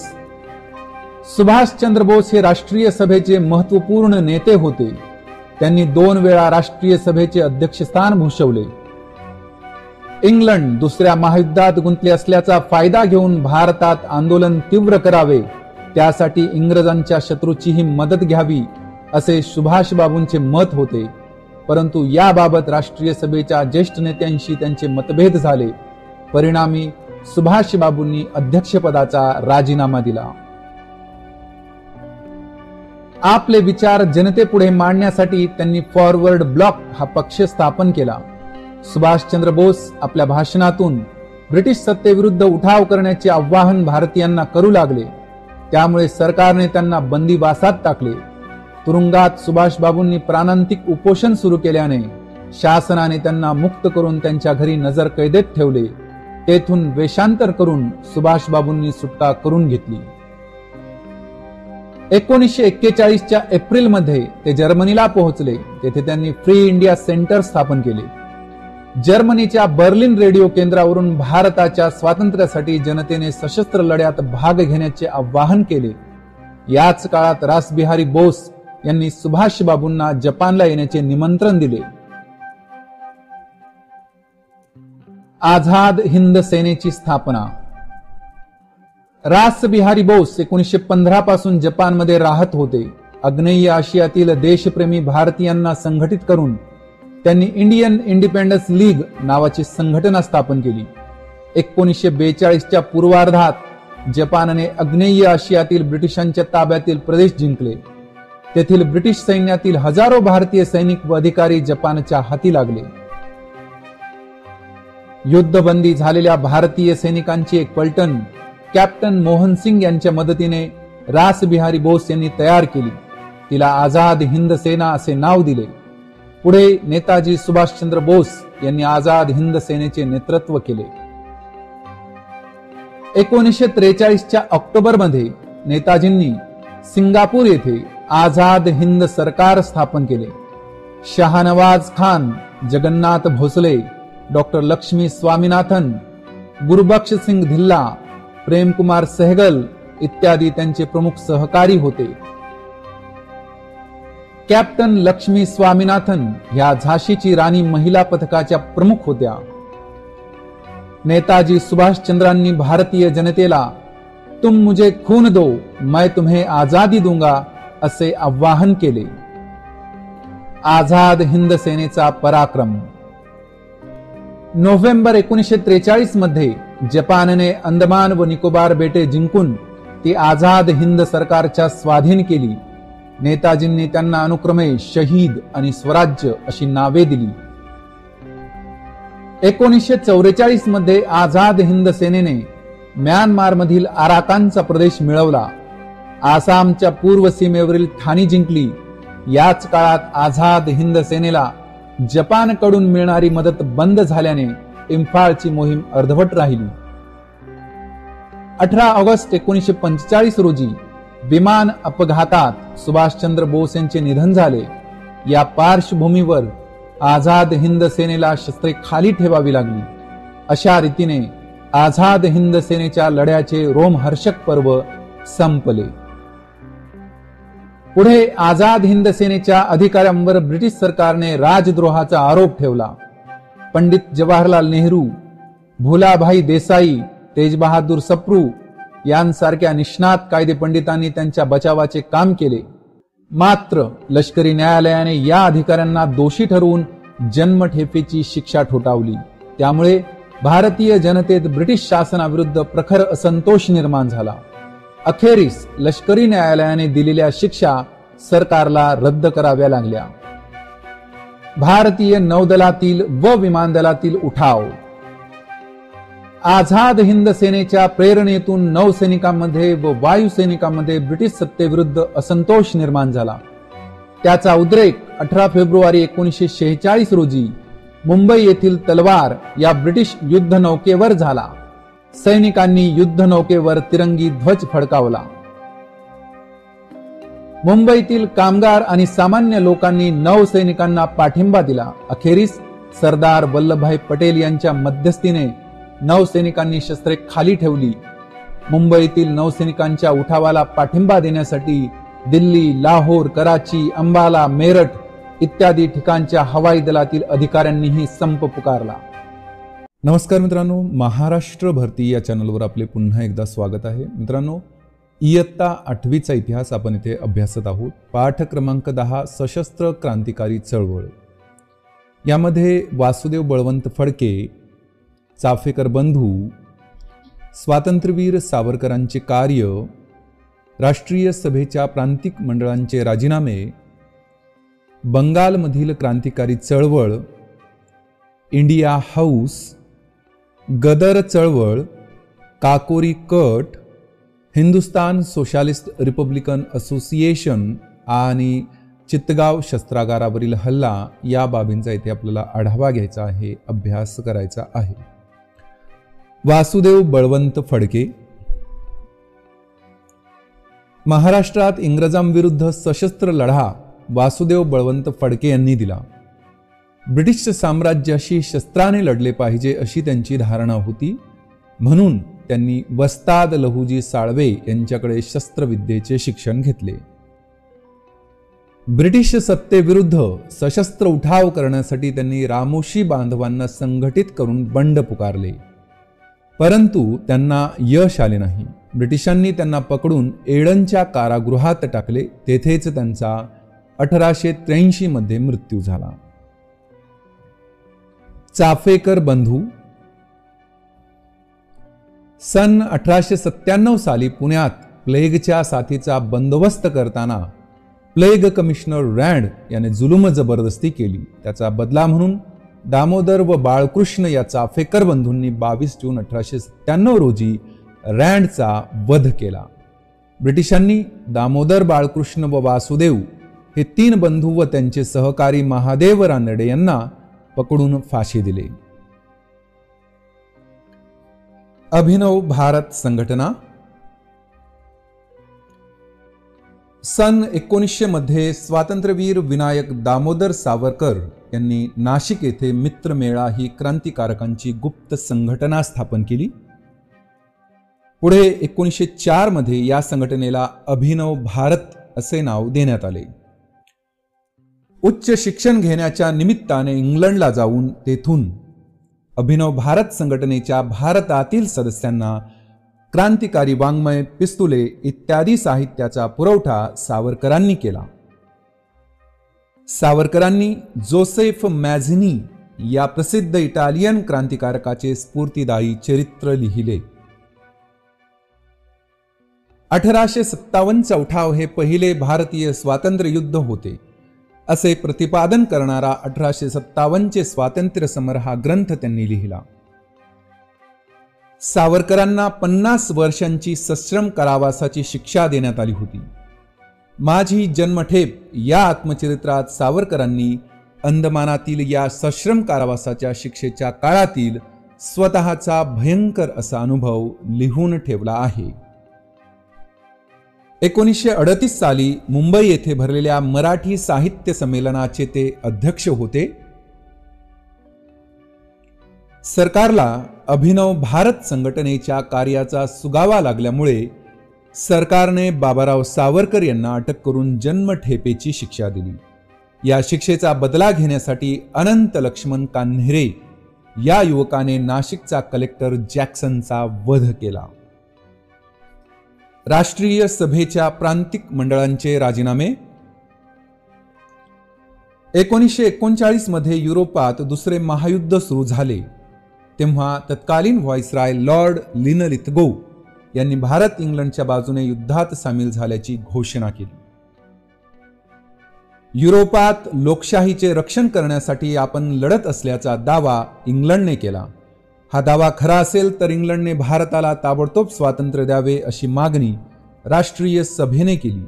ही मागणी पूर्ण करण्यास इंग्लंडने नकार दिल्याने नोव्हेंबर 1939 मध्ये राष्ट्रीय सभेच्या प्रांतिक मंत्रिमंडळांनी राजीनामे दिले. बंगालमधील क्रांतिकारी चळवळ. बंगालमध्ये अनुशीलन समिती ही क्रांतिकारी संघटना कार्यरत होती. अनुशीलन समितीच्या 500च्या वर शाखा होत्या. अरविंद घोष यांचे बंधू बारिंद्र कुमार घोष हे या संघटनेचे प्रमुख होते. कोलकात्याजवळील माणिकताळा येथे या समितीचे बॉम्ब तयार करण्याचे केंद्र होते. 1908 साली खुदिराम बोस व प्रफुल्ल चाकी या अनुशीलन समितीच्या सदस्यांनी किंग्सफोर्ड या न्यायाधीशाला ठार करण्याची योजना आखली, परंतु ज्या गाडीवर त्यांनी बॉम्ब टाकला ती गाडी किंग्सफोर्डची नव्हती. या हल्ल्यात गाडीतील 2 इंग्लिश स्त्रिया मृत्युमुखी पडल्या.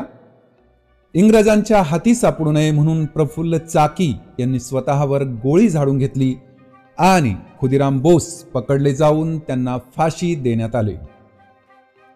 रासबिहारी बोस व सचिंद्रनाथ सन्याल यांनी क्रांतिकारी संघटनांचे जाळे बंगाल बाहेर विस्तारले. पंजाब, दिल्ली, उत्तर प्रदेश येथे क्रांतिकार्याची केंद्रे उभारली.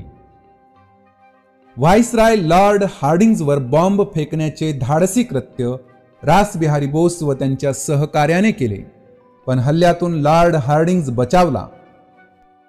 मद्रास प्रांतातही क्रांतिकार्य चालू होते. वांची अय्यर या क्रांतिकारकाने ॲश या ब्रिटिश अधिकाऱ्याला ठार केले. त्यानंतर त्याने स्वतःवर गोळी झाडून आत्माहुती दिली. India House. पंडित श्यामजी कृष्ण वर्मा या भारतीय देशभक्ताने इंडिया हाऊसची स्थापना केली होती.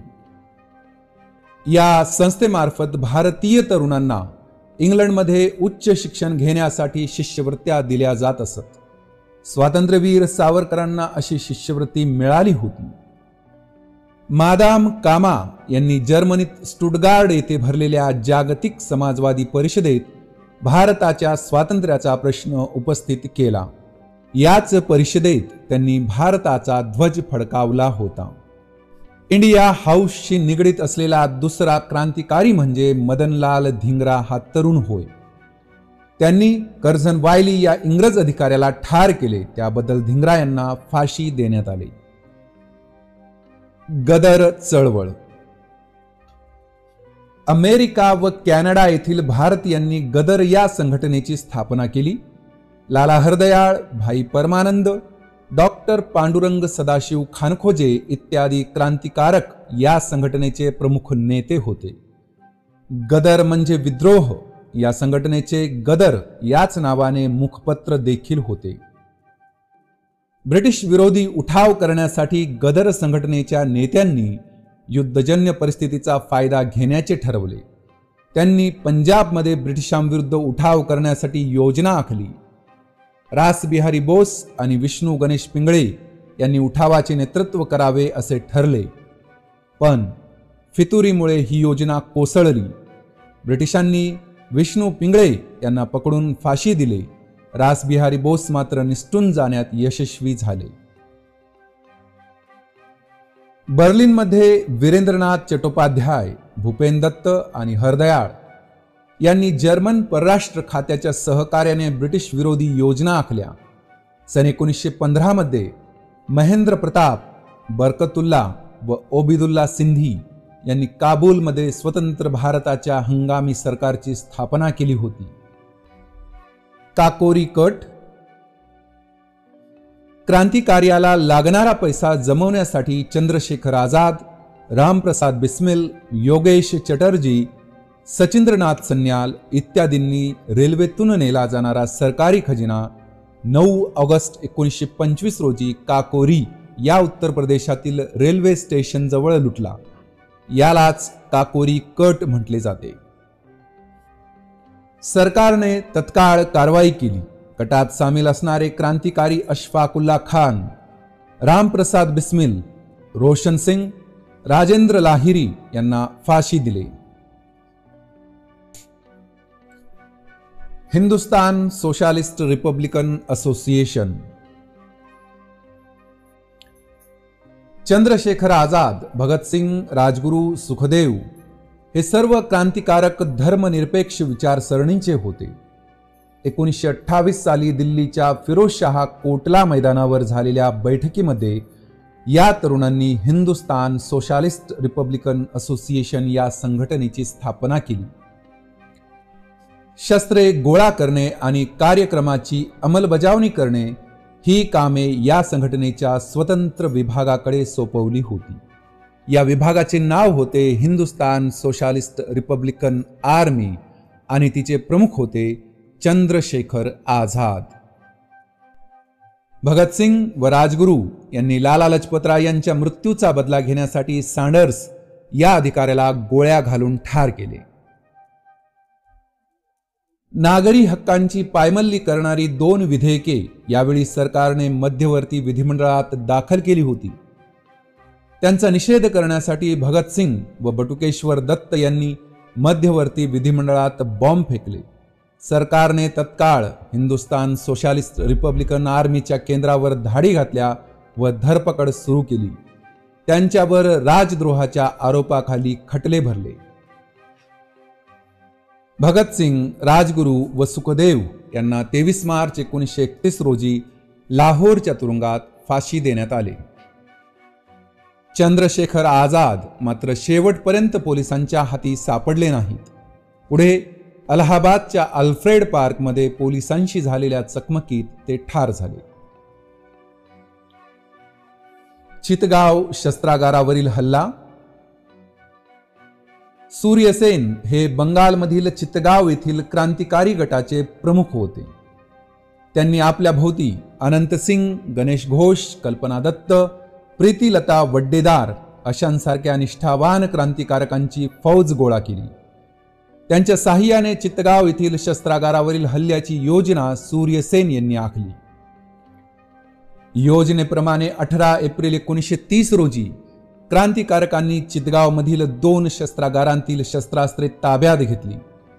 टेलिफोन व टेलिग्राफ यंत्रणा त्यांनी तोडून टाकली आणि संदेशवहन यंत्रणा ठप्प करण्यात यश मिळवले. त्यानंतर त्यांनी ब्रिटिश फौजांशी रोमहर्षक लढत दिली. 16 फेब्रुवारी 1933 रोजी सूर्यसेन व त्यांचे काही सहकारी पोलिसांच्या हाती सापडले. सूर्यसेन व त्यांच्या 12 सहकाऱ्यांना फाशीची शिक्षा देण्यात आली. कल्पना दत्त यांना जन्मठेप झाली. प्रीतिलता वड्डेदारने पोलिसांच्या हाती न लागता आत्माहुती दिली. चितगाव उठावामुळे क्रांतिकारी चळवळीला गती मिळाली. शांती घोष व सुनीती चौधरी या 2 शाळकरी मुलींनी जिल्हा न्यायाधीशाला ठार केले. तर बीना दास या युवतीने कोलकाता विद्यापीठाच्या पदवीदान समारंभात गव्हर्नरवर गोळ्या झाडल्या. जालियनवाला बाग हत्याकांडाला जबाबदार असणाऱ्या ओडवायर याचा वध सरदार उधमसिंग यांनी इंग्लंडमध्ये 1940 साली केला. नमस्कार मित्रांनो, महाराष्ट्र भरती या चॅनलवर आपले पुन्हा एकदा स्वागत आहे. मित्रांनो, इयत्ता 8वीचा इतिहास आपण इथे अभ्यासत आहोत. पाठ क्रमांक 11 समतेचा लढा या पाठामध्ये शेतकरी चळवळ, कामगार संघटना, समाजवादी चळवळ, स्त्रियांची चळवळ, दलित चळवळ या बाबींचा आपल्या इथे अभ्यास करायचा आहे. स्पर्धा परीक्षेदृष्टीने अत्यंत महत्त्वाचा असा हा टॉपिक आहे. शेतकरी चळवळ. बंगालमधील शेतकऱ्यांनी नीळ उत्पादनाच्या सक्तीविरुद्ध कृषी संघटना स्थापून उठाव केला. दीनबंधू मित्र यांच्या नीलदर्पण या नाटकाने नीळ उत्पादक शेतकऱ्यांची हालाकीची स्थिती सर्व समाजाच्या नजरेस आणली. 1875 साली महाराष्ट्रातील शेतकऱ्यांनी जमीनदार व सावकार यांच्या अत्याचाराविरुद्ध मोठा उठाव केला. बाबा रामचंद्र यांच्या पुढाकाराने 1918 साली उत्तर प्रदेशातील शेतकऱ्यांनी किसान सभा ही संघटना स्थापन केली. केरळमध्ये मोपला शेतकऱ्यांनी मोठा उठाव केला. तो ब्रिटिश सरकारने चिरडून टाकला. 1936 साली प्राध्यापक NG रंगा यांच्या पुढाकाराने अखिल भारतीय किसान सभा स्थापन झाली. स्वामी सहजानंद सरस्वती हे या सभेचे अध्यक्ष होते. या सभेने शेतकऱ्यांच्या हक्कांचा जाहीरनामा राष्ट्रीय सभेला सादर केला. 1936 साली महाराष्ट्रातील ग्रामीण भागात फैजपूर येथे राष्ट्रीय सभेचे अधिवेशन भरले होते. या अधिवेशनास हजारो शेतकरी उपस्थित होते. 1938 साली पूर्व खानदेशात अतिवृष्टी होऊन पीक बुडाले. शेतकऱ्यांची स्थिती हालाकीची झाली. शेतसारा माफ करून घेण्यासाठी साने गुरुजींनी जागोजागी सभा घेतल्या, मिरवणुका काढल्या. कलेक्टर कचेरीवर मोर्चे काढले. कामगार चळवळ. नारायण मेघाजी लोखंडे यांचे मूळ गाव पुणे जिल्ह्यातील सासवड जवळचे कान्हेसर. त्यांनी बॉम्बे मिल हँड्स असोसिएशन ही गिरणी कामगारांची संघटना 1890 मध्ये स्थापन केली. ही कामगार संघटना भारतातील संघटित चळवळीची सुरुवात मानली जाते. ते महात्मा फुले यांनी स्थापन केलेल्या सत्यशोधक समाजाच्या मुंबई शाखेचे अध्यक्षही होते. त्यांच्या प्रयत्नामुळे 10 जून 1890 पासून कामगारांना रविवारची साप्ताहिक सुट्टी मिळू लागली. लोखंडे यांचे कामगारविषयक कार्य एवढे मोलाचे होते की त्यांचे वर्णन भारतीय कामगार चळवळीचे जनक असे केले जाते. 1899 मध्ये ग्रेट इंडियन पेनिन्सुला रेल्वेच्या कामगारांनी आपल्या मागण्यांसाठी संप पुकारला होता. पहिल्या महायुद्धानंतर भारतात औद्योगिकरणामुळे कामगार वर्गाची वाढ झाली तेव्हा मात्र राष्ट्रव्यापी कामगार संघटनेची आवश्यकता भासू लागली. या गरजेतून 1920 साली ऑल इंडिया ट्रेड युनियन काँग्रेसची म्हणजेच आयटकची स्थापना करण्यात आली. ना. म. जोशी यांचा आयटकच्या कार्यात मोठा वाटा होता. लाला लजपतराय हे आयटकच्या पहिल्या अधिवेशनाचे अध्यक्ष होते. कामगार वर्गात समाजवादी विचारांचा प्रसार करून त्यांच्या लढाऊ संघटना उभारण्याचे कार्य श्रीपाद अमृत डांगे, मुझफ्फर अहमद इत्यादी समाजवादी नेत्यांनी केले. 1928 साली मुंबईतील गिरणी कामगार संघाने 6 महिने संप केला. समाजवादी चळवळ. राष्ट्रीय सभेतील समाजवादी तरुणांनी नाशिकच्या तुरुंगामध्ये असताना राष्ट्रीय सभेच्या अंतर्गत समाजवादी पक्ष स्थापनेचा निर्णय घेतला. या निर्णयानुसार 1934 साली समाजवादी पक्षाची स्थापना करण्यात आली. त्यामध्ये आचार्य नरेंद्रदेव, जयप्रकाश नारायण, मेनू मसानी, डॉक्टर राम मनोहर लोहिया इत्यादी नेते होते. साम्यवादी चळवळ. कार्ल मार्क्स आणि त्यांचा साम्यवाद यांचा परिचय भारतीयांना होऊ लागला. लोकमान्य टिळकांनी तर 1881 मध्येच मार्क्स विषयी लेख लिहिला होता. मानवेंद्रनाथ रॉय यांचा आंतरराष्ट्रीय साम्यवादी चळवळीत सक्रिय सहभाग होता. 1925 साली भारतात साम्यवादी पक्षाची स्थापना झाली. कामगारांच्या व शेतकऱ्यांच्या लढाऊ संघटना उभारण्याचे कार्य साम्यवादी तरुणांनी केले. सरकारला साम्यवादी चळवळीचा धोका वाटू लागला. सरकारने ही चळवळ चिरडण्याचे ठरवले. श्रीपाद अमृत डांगे, मुझफ्फर अहमद, केशव नीळकंठ जोगळेकर इत्यादींना पकडण्यात आले. त्यांना वेगवेगळ्या शिक्षा करण्यात आल्या. हा खटला मीरत येथे चालवण्यात आला म्हणून त्याला मीरत कट खटला असे म्हटले जाते.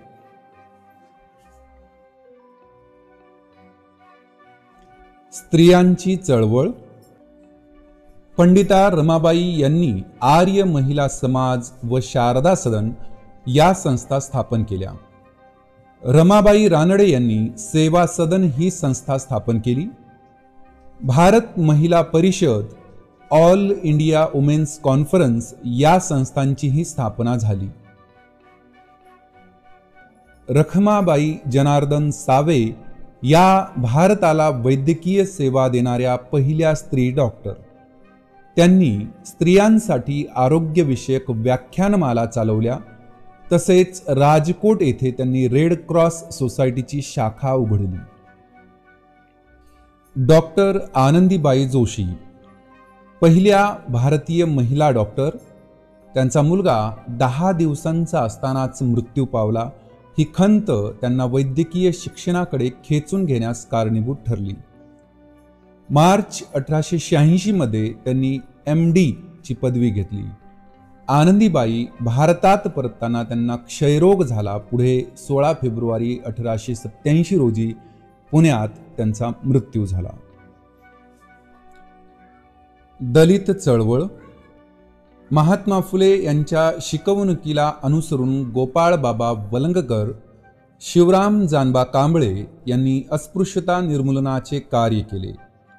गोपाळ बाबा वलंगकर यांनी इसवी सन 1888 मध्ये विटाळ विध्वंसन या पुस्तकातून अस्पृश्यतेचे खंडन केले.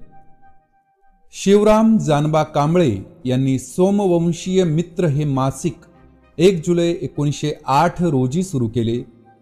मुरळी जोगतिनींच्या प्रश्नांना वाचा फोडली. तसेच देवदासीच्या विवाहासाठी पुढाकार घेतला. तमिळनाडूमध्ये पेरियार रामस्वामी यांनी अस्पृश्यता निर्मूलनाची चळवळ उभारली. महर्षी विठ्ठलरामजी शिंदे यांनी दलितांच्या प्रगतीसाठी 1906 मध्ये डिप्रेस्ड क्लासेस मिशन ही संस्था सुरू केली. त्यांनी मुंबईत परळ, देवनार या भागांत मराठी शाळा, उद्योगशाळा काढल्या. त्यांनी पुणे येथे पर्वती मंदिरामध्ये प्रवेश सत्याग्रह, दलितांची शेतकी परिषद, संयुक्त मतदारसंघ योजना इत्यादींबाबत दलित वर्गाच्या हिताच्या दृष्टीने ते विविध कार्यामध्ये सक्रियपणे भाग घेत होते. राजर्षी शाहू महाराजांनी 22 फेब्रुवारी 1918 रोजी कोल्हापूर संस्थानातील बलुतेदारी पद्धती नष्ट केली. कोणताही व्यवसाय कोणालाही करण्याची परवानगी देण्यात आली.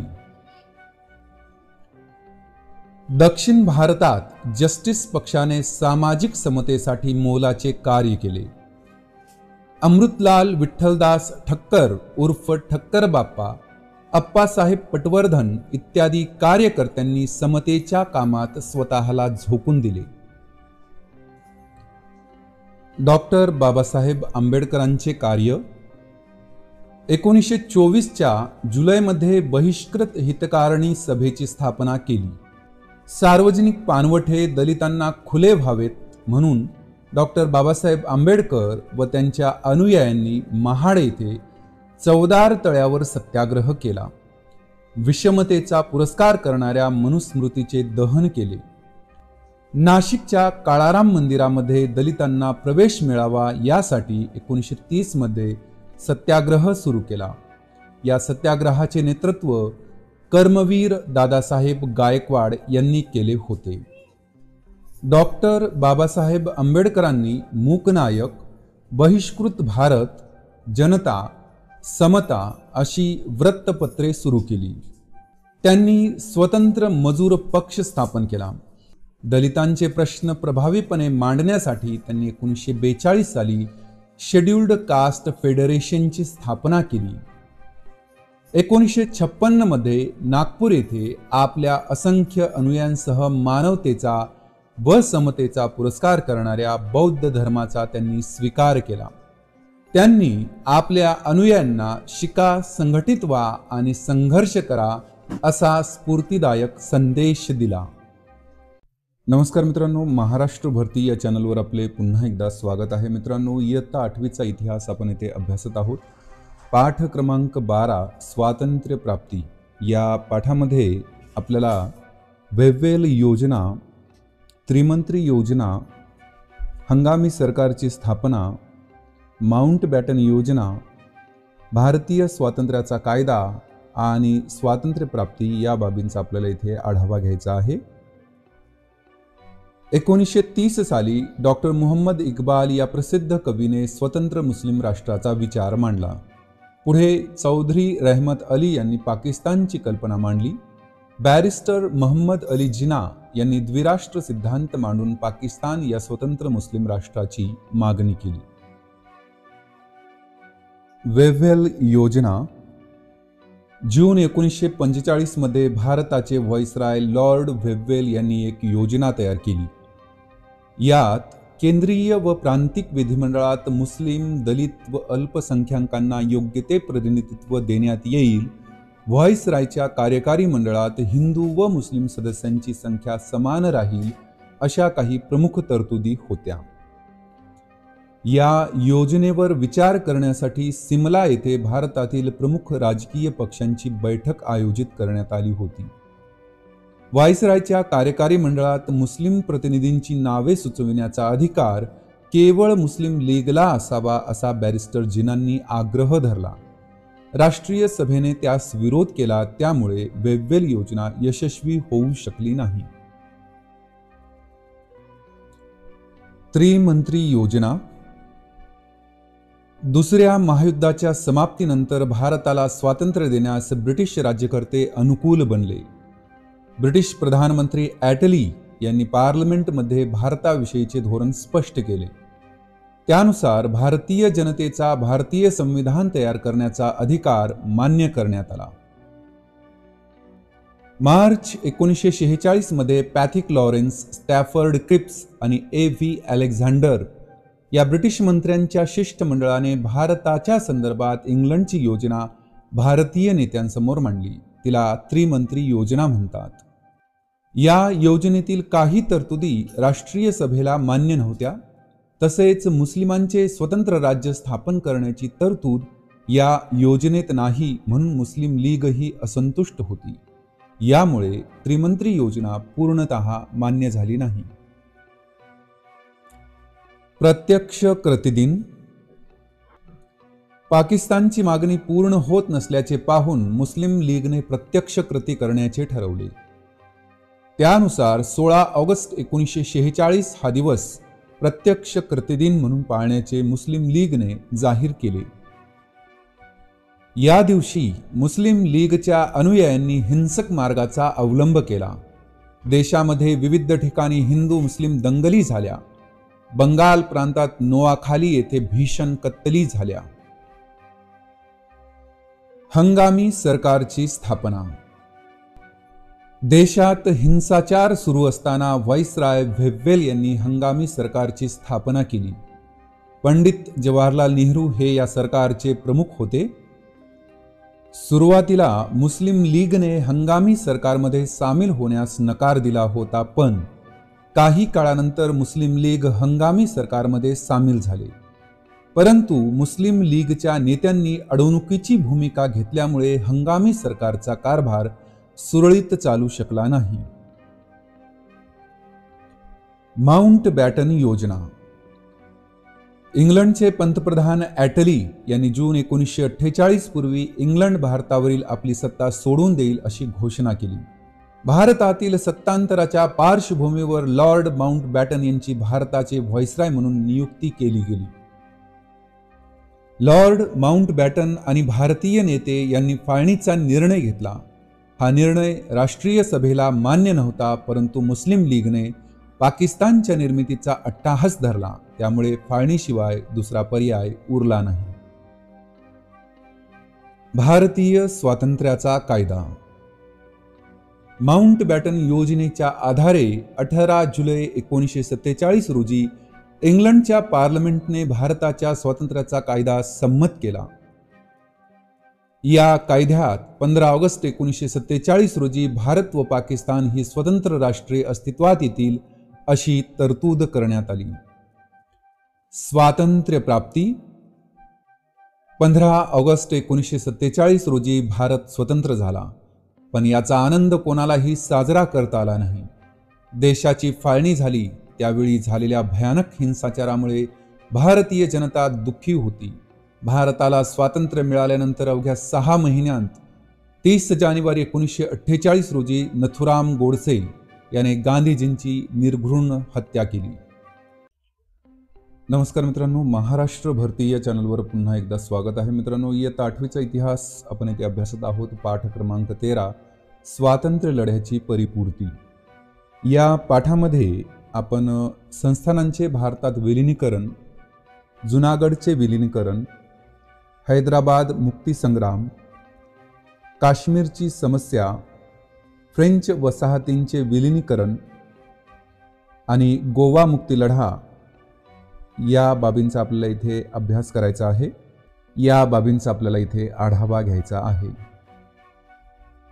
संस्थानांचे भारतात विलीनीकरण. भारतात लहान मोठी अशी 600च्या वर संस्थाने होती. संस्थानामध्ये प्रजामंडळे स्थापन होऊ लागली.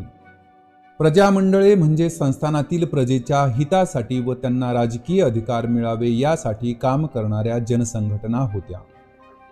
1927 मध्ये अशा प्रजामंडळांची मिळून एक अखिल भारतीय प्रजा परिषद स्थापन करण्यात आली होती. संस्थानांच्या विलिनीकरणाचा प्रश्न सोडवण्यासाठी भारताचे तत्कालीन गृहमंत्री सरदार वल्लभभाई पटेल यांनी संस्थानिकांना विश्वासात घेऊन सर्वांना मान्य होईल असा सामीलनामा तयार केला.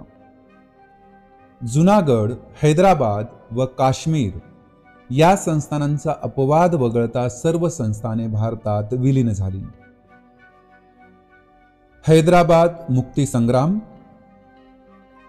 हैदराबाद हे भारतातील सर्वात मोठे संस्थान होते. त्यामध्ये तेलुगू, कन्नड, मराठी भाषिक प्रांत होते. त्या ठिकाणी निजामाची एकतंत्री राजवट होती. आपले हक्क मिळविण्यासाठी हैदराबाद संस्थानातील जनतेने तेलंगण भागात आंध्र परिषद, मराठवाडा भागात महाराष्ट्र परिषद व कर्नाटक भागात कर्नाटक परिषद या संस्था स्थापन केल्या. 1938 मध्ये स्वामी रामानंद तीर्थ यांनी हैदराबाद स्टेट काँग्रेसची स्थापना केली. निजामाने या संघटनेवर बंदी घातली. हैदराबाद स्टेट काँग्रेसला मान्यता मिळविण्यासाठी स्वामी रामानंद तीर्थ यांच्या नेतृत्वाखाली लढा सुरू करण्यात आला.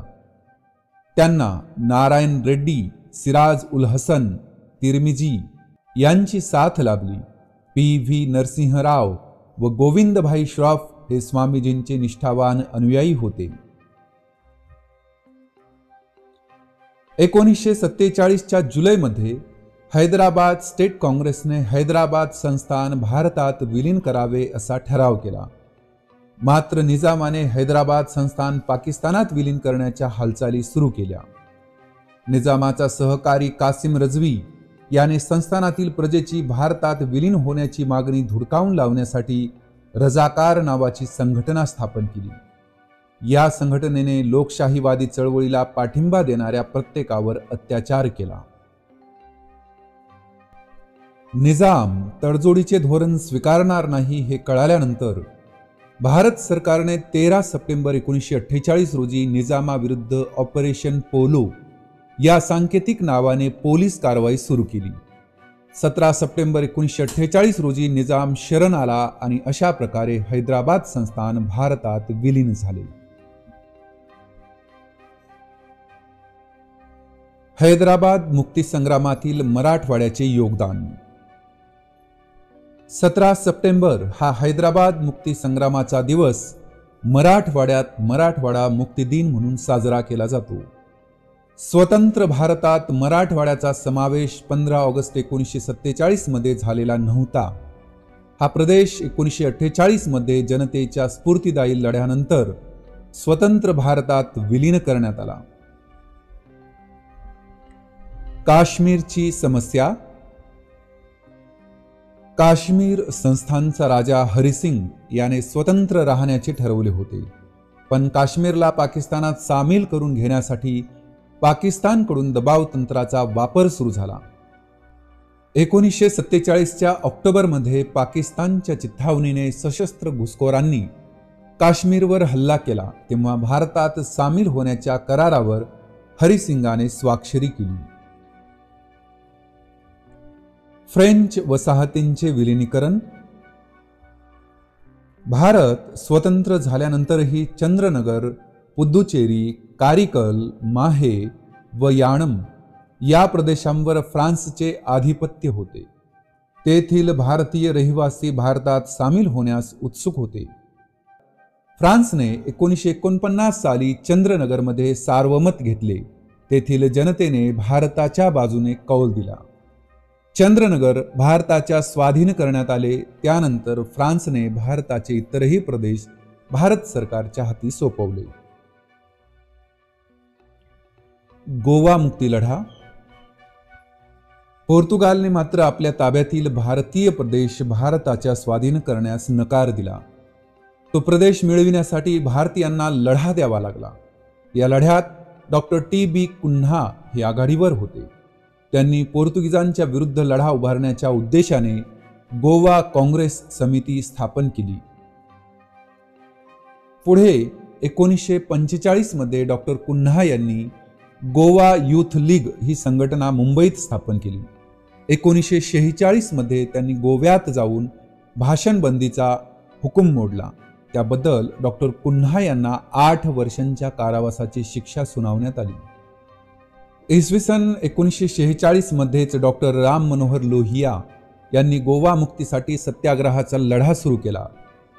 त्यांनी बंदी हुकूम मोडून गोव्यात मडगाव येथे भाषण केले. त्याबद्दल त्यांना पोर्तुगीज सरकारने हद्दपार केले. याच सुमारास गुजरातमधील दादरा आणि नगर हवेली येथील पोर्तुगीज वसाहती मुक्त करण्यासाठी आझाद गोमंतक दलाची उभारणी करण्यात आली. 2 ऑगस्ट 1954 रोजी या दलाच्या तरुणांनी सशस्त्र हल्ला करून दादरा आणि नगर हवेलीचा प्रदेश पोर्तुगीज सत्तेपासून मुक्त केला. 1954 मध्ये गोवा मुक्ती समिती स्थापन करण्यात आली. या समितीने महाराष्ट्रातून सत्याग्रहींच्या अनेक तुकड्या गोव्यात पाठवल्या. त्यात नाग गोरे, सेनापती बापट, पीटर अल्वारिस, महादेव शास्त्री जोशी व त्यांच्या पत्नी सुधाताई इत्यादींचा सहभाग होता. मोहन रानडे हे गोवा मुक्ती आंदोलनातील एक धडाडीचे नेते होते. भारत सरकार पोर्तुगीज सरकारशी सामोपचाराने वाटाघाटी करत होते, मात्र त्याला दाद मिळत नव्हती. शेवटी भारत सरकारने बळाचा वापर करून 19 डिसेंबर 1961 रोजी गोवा पोर्तुगीजांच्या वर्चस्वातून मुक्त केला. नमस्कार मित्रांनो, महाराष्ट्र भरती या चॅनलवर आपले पुन्हा एकदा स्वागत आहे. मित्रांनो, इयत्ता 8वीचा इतिहास आपण येथे अभ्यासत आहोत. पाठ क्रमांक 14 महाराष्ट्र राज्याची निर्मिती हा या 8वीच्या इतिहासातील शेवटचा चॅप्टर आहे. यामध्ये आपल्याला संयुक्त महाराष्ट्र परिषद, दार कमिशन, JVP समिती, राज्य पुनर्रचना आयोग, नागपूर करार, संयुक्त महाराष्ट्र समितीची स्थापना आणि मराठी वृत्तपत्रांची आणि शाहिरांची कामगिरी या बाबींचा इथे आपल्याला आढावा घ्यायचा आहे. मित्रांनो, इयत्ता 8वीचा इतिहास या संबंधीची सर्व चॅप्टर्स ऐकण्यासाठी, पाहण्यासाठी खाली डिस्क्रिप्शन बॉक्समध्ये प्लेलिस्ट लिंक देण्यात आलेली आहे. तुम्ही त्या लिंकचा वापर करून या संबंधीची सर्व व्हिडिओज पाहू शकता. मराठी भाषिक लोकांच्या एकीकरणाचा विचार 20व्या शतकाच्या सुरुवातीपासून अनेक जाणकारांनी व्यक्त करण्यास सुरुवात केला. 1911 मध्ये इंग्रज सरकारला बंगालची फाळणी रद्द करावी लागली. त्या पार्श्वभूमीवर न. चि. केळकर यांनी लिहिले की मराठी भाषा बोलणाऱ्यांची सर्व लोकसंख्या एका अंमलाखाली असावी. लोकमान्य टिळकांनी 1915 साली भाषावार प्रांतरचनेची मागणी केली होती. परंतु त्या काळात भारताच्या स्वातंत्र्याचा प्रश्न अधिक महत्त्वाचा असल्याने हा प्रश्न मागे पडला. 12 मे 1946 मध्ये बेळगाव येथे आयोजित केलेल्या साहित्य संमेलनात संयुक्त महाराष्ट्रासंदर्भात महत्त्वपूर्ण ठराव मंजूर करण्यात आला. संयुक्त महाराष्ट्र परिषद 28 जुलै रोजी मुंबई येथे शंकरराव देव यांच्या अध्यक्षतेखाली महाराष्ट्र एकीकरण परिषद भरली. या परिषदेने मराठी भाषिक प्रदेशांचा एक प्रांत करावा. यात मुंबई, मध्य प्रांतातील मराठी भाषिक तसेच मराठवाडा व गोमंतक या मराठी भाषिक भागाचा समावेश करावा असा ठराव संमत केला. दार कमिशन. संविधान सभेचे अध्यक्ष डॉक्टर राजेंद्र प्रसाद यांनी 17 जून 1948 रोजी न्यायाधीश S.K. दार यांच्या अध्यक्षतेखाली भाषावार प्रांतरचनेसाठी दार कमिशनची स्थापना केली. 10 डिसेंबर 1948 रोजी दार कमिशनचा अहवाल प्रसिद्ध झाला, परंतु त्यामुळे प्रश्न सुटला नाही. JVP समिती. भाषावार प्रांतरचना निर्माण करण्याच्या परिस्थितीचा अभ्यास करण्यासाठी काँग्रेसने 29 डिसेंबर 1948 रोजी एक समिती नेमली.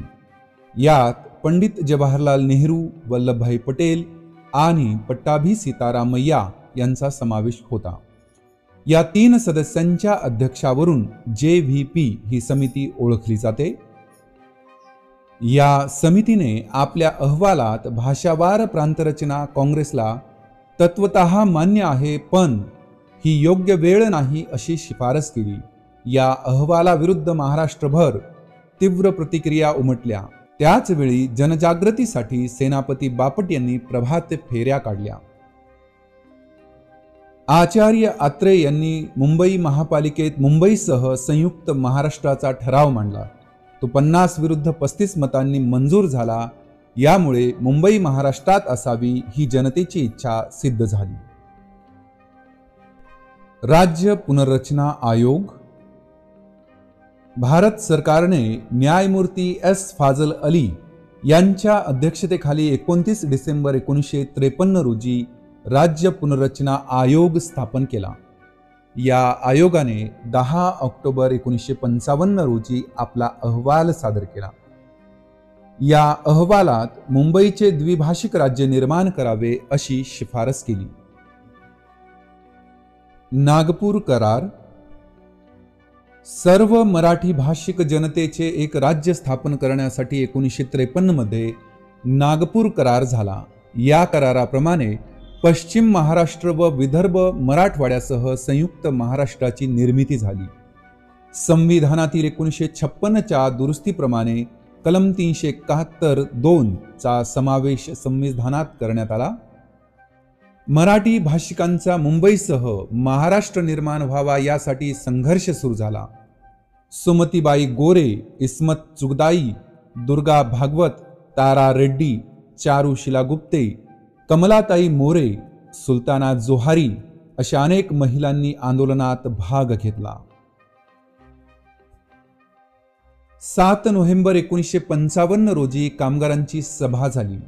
यात विविध कामगार संस्था, कम्युनिस्ट, प्रजा समाजवादी, शेतकरी कामगार पक्ष, जनसंघ असे अनेक राजकीय पक्ष सामील झाले. अध्यक्षस्थानी कॉम्रेड श्रीपाद अमृत डांगे होते. या अधिवेशनात S.M. जोशी यांनी ठराव मांडला की मुंबई विदर्भासह संयुक्त महाराष्ट्र व्हावा. प्रत्यक्ष संघर्षाला सुरुवात. सेनापती बापट यांच्या नेतृत्वाखाली विधानसभेवर मोठा मोर्चा निघाला. यावेळी मोरारजी देसाई हे मुख्यमंत्री होते. शासनाने बंदी आदेश पुकारला. त्याच दिवशी सायंकाळी कामगार मैदानावर सुमारे 50,000 लोकांच्या उपस्थितीत जाहीर सभा झाली. कॉम्रेड डांगे यांनी या सभेचे मार्गदर्शन केले. संयुक्त महाराष्ट्राच्या मागणीचा लढा अधिक गतिमान करण्यासाठी 21 नोव्हेंबर 1955 रोजी 1 दिवसाचा लाक्षणिक संप करण्याचा निर्णय घेतला गेला. संयुक्त महाराष्ट्र समितीची स्थापना. 6 फेब्रुवारी 1956 रोजी केशवराव जेधे यांच्या अध्यक्षतेखाली पुण्याच्या टिळक स्मारक मंदिरात सभा झाली. सभेच्या अध्यक्षपदी कॉम्रेड श्रीपाद अमृत डांगे, उपाध्यक्ष डॉक्टर त्र्यंरा नरवणे तर सचिवपदी S.M. जोशी यांची निवड करण्यात आली. याबरोबरच सेनापती बापट, क्रांतिसिंह नाना पाटील, लालजी पेंडसे, अहिल्याबाई रांगणेकर यांनी संयुक्त महाराष्ट्र चळवळीत मोठे योगदान दिले. ज्यावेळी मुंबई महाराष्ट्राला मिळणार नाही हे स्पष्ट झाले, त्यावेळी प्रचंड जन आंदोलन उभे राहिले. या चळवळीत राज्य शासनाने केलेल्या गोळीबारात 106 जण हुतात्मा झाले. पुढे या 106 सुपुत्रांचे हुतात्मा स्मारक मुंबईत फ्लोरा फाउंटेन जवळ उभारण्यात आले. 1 नोव्हेंबर 1956 ला द्विभाषिक मुंबई राज्य अस्तित्वात आले. त्यानंतर 1957 साली लोकसभा, विधानसभा व मुंबई महानगरपालिकेच्या निवडणुका झाल्या. त्यात संयुक्त महाराष्ट्र समितीला मोठे यश मिळाले. या निकालावरून मतदार द्विभाषिकांविरुद्ध आणि संयुक्त महाराष्ट्राच्या बाजूने आहेत हे स्पष्ट झाले. प्रतापगडावरील छत्रपती शिवाजी महाराजांच्या अश्वारूढ पुतळ्याचे अनावरण प्रधानमंत्री पंडित जवाहरलाल नेहरू यांच्या हस्ते 30 नोव्हेंबर 1957 रोजी होणार होते। यावेळी संयुक्त महाराष्ट्र समितीने भाई माधवराव बागल यांच्या नेतृत्वाखाली प्रचंड मोर्चा काढला। याचा परिणाम म्हणून महाराष्ट्र व गुजरात या दोन भाषिक प्रांतांच्या रचनेसाठी केंद्र सरकारने अनुमती दिली। एप्रिल 1960 मध्ये संसदेने मुंबई पुनर्रचना कायदा मंजूर केला। या कायद्यानुसार 1 मे 1960 रोजी महाराष्ट्र राज्याची निर्मिती केली। 1 मे 1960 रोजी पहाटे राजभवनात झालेल्या विशेष समारंभात पंडित नेहरूंनी कामगार दिनाला महाराष्ट्र राज्याची अधिकृत घोषणा केली। महाराष्ट्राचे पहिले मुख्यमंत्री म्हणून यशवंतराव चव्हाण यांनी जबाबदारी स्वीकारली। प्रबोधन, केसरी, सकाळ, नवाकाळ, नवयुग, प्रभात अशा अनेक वृत्तपत्रांनी जनजागृतीचे काम केले। संयुक्त महाराष्ट्र आंदोलनात आचार्य अत्रेंच्या मराठा या वृत्तपत्राने वैशिष्ट्यपूर्ण कामगिरी केली। बाळासाहेब ठाकरे यांनी मावळा या टोपण नावाने व्यंगचित्र काढून जन आंदोलन व्यापक बनवले। लोकशाहीर अण्णाभाऊ साठे, शाहीर अमर शेख व शाहीर द ना गवाणकर यांनी आपल्या लेखणीतून मोठ्या प्रमाणात जनजागृती केली।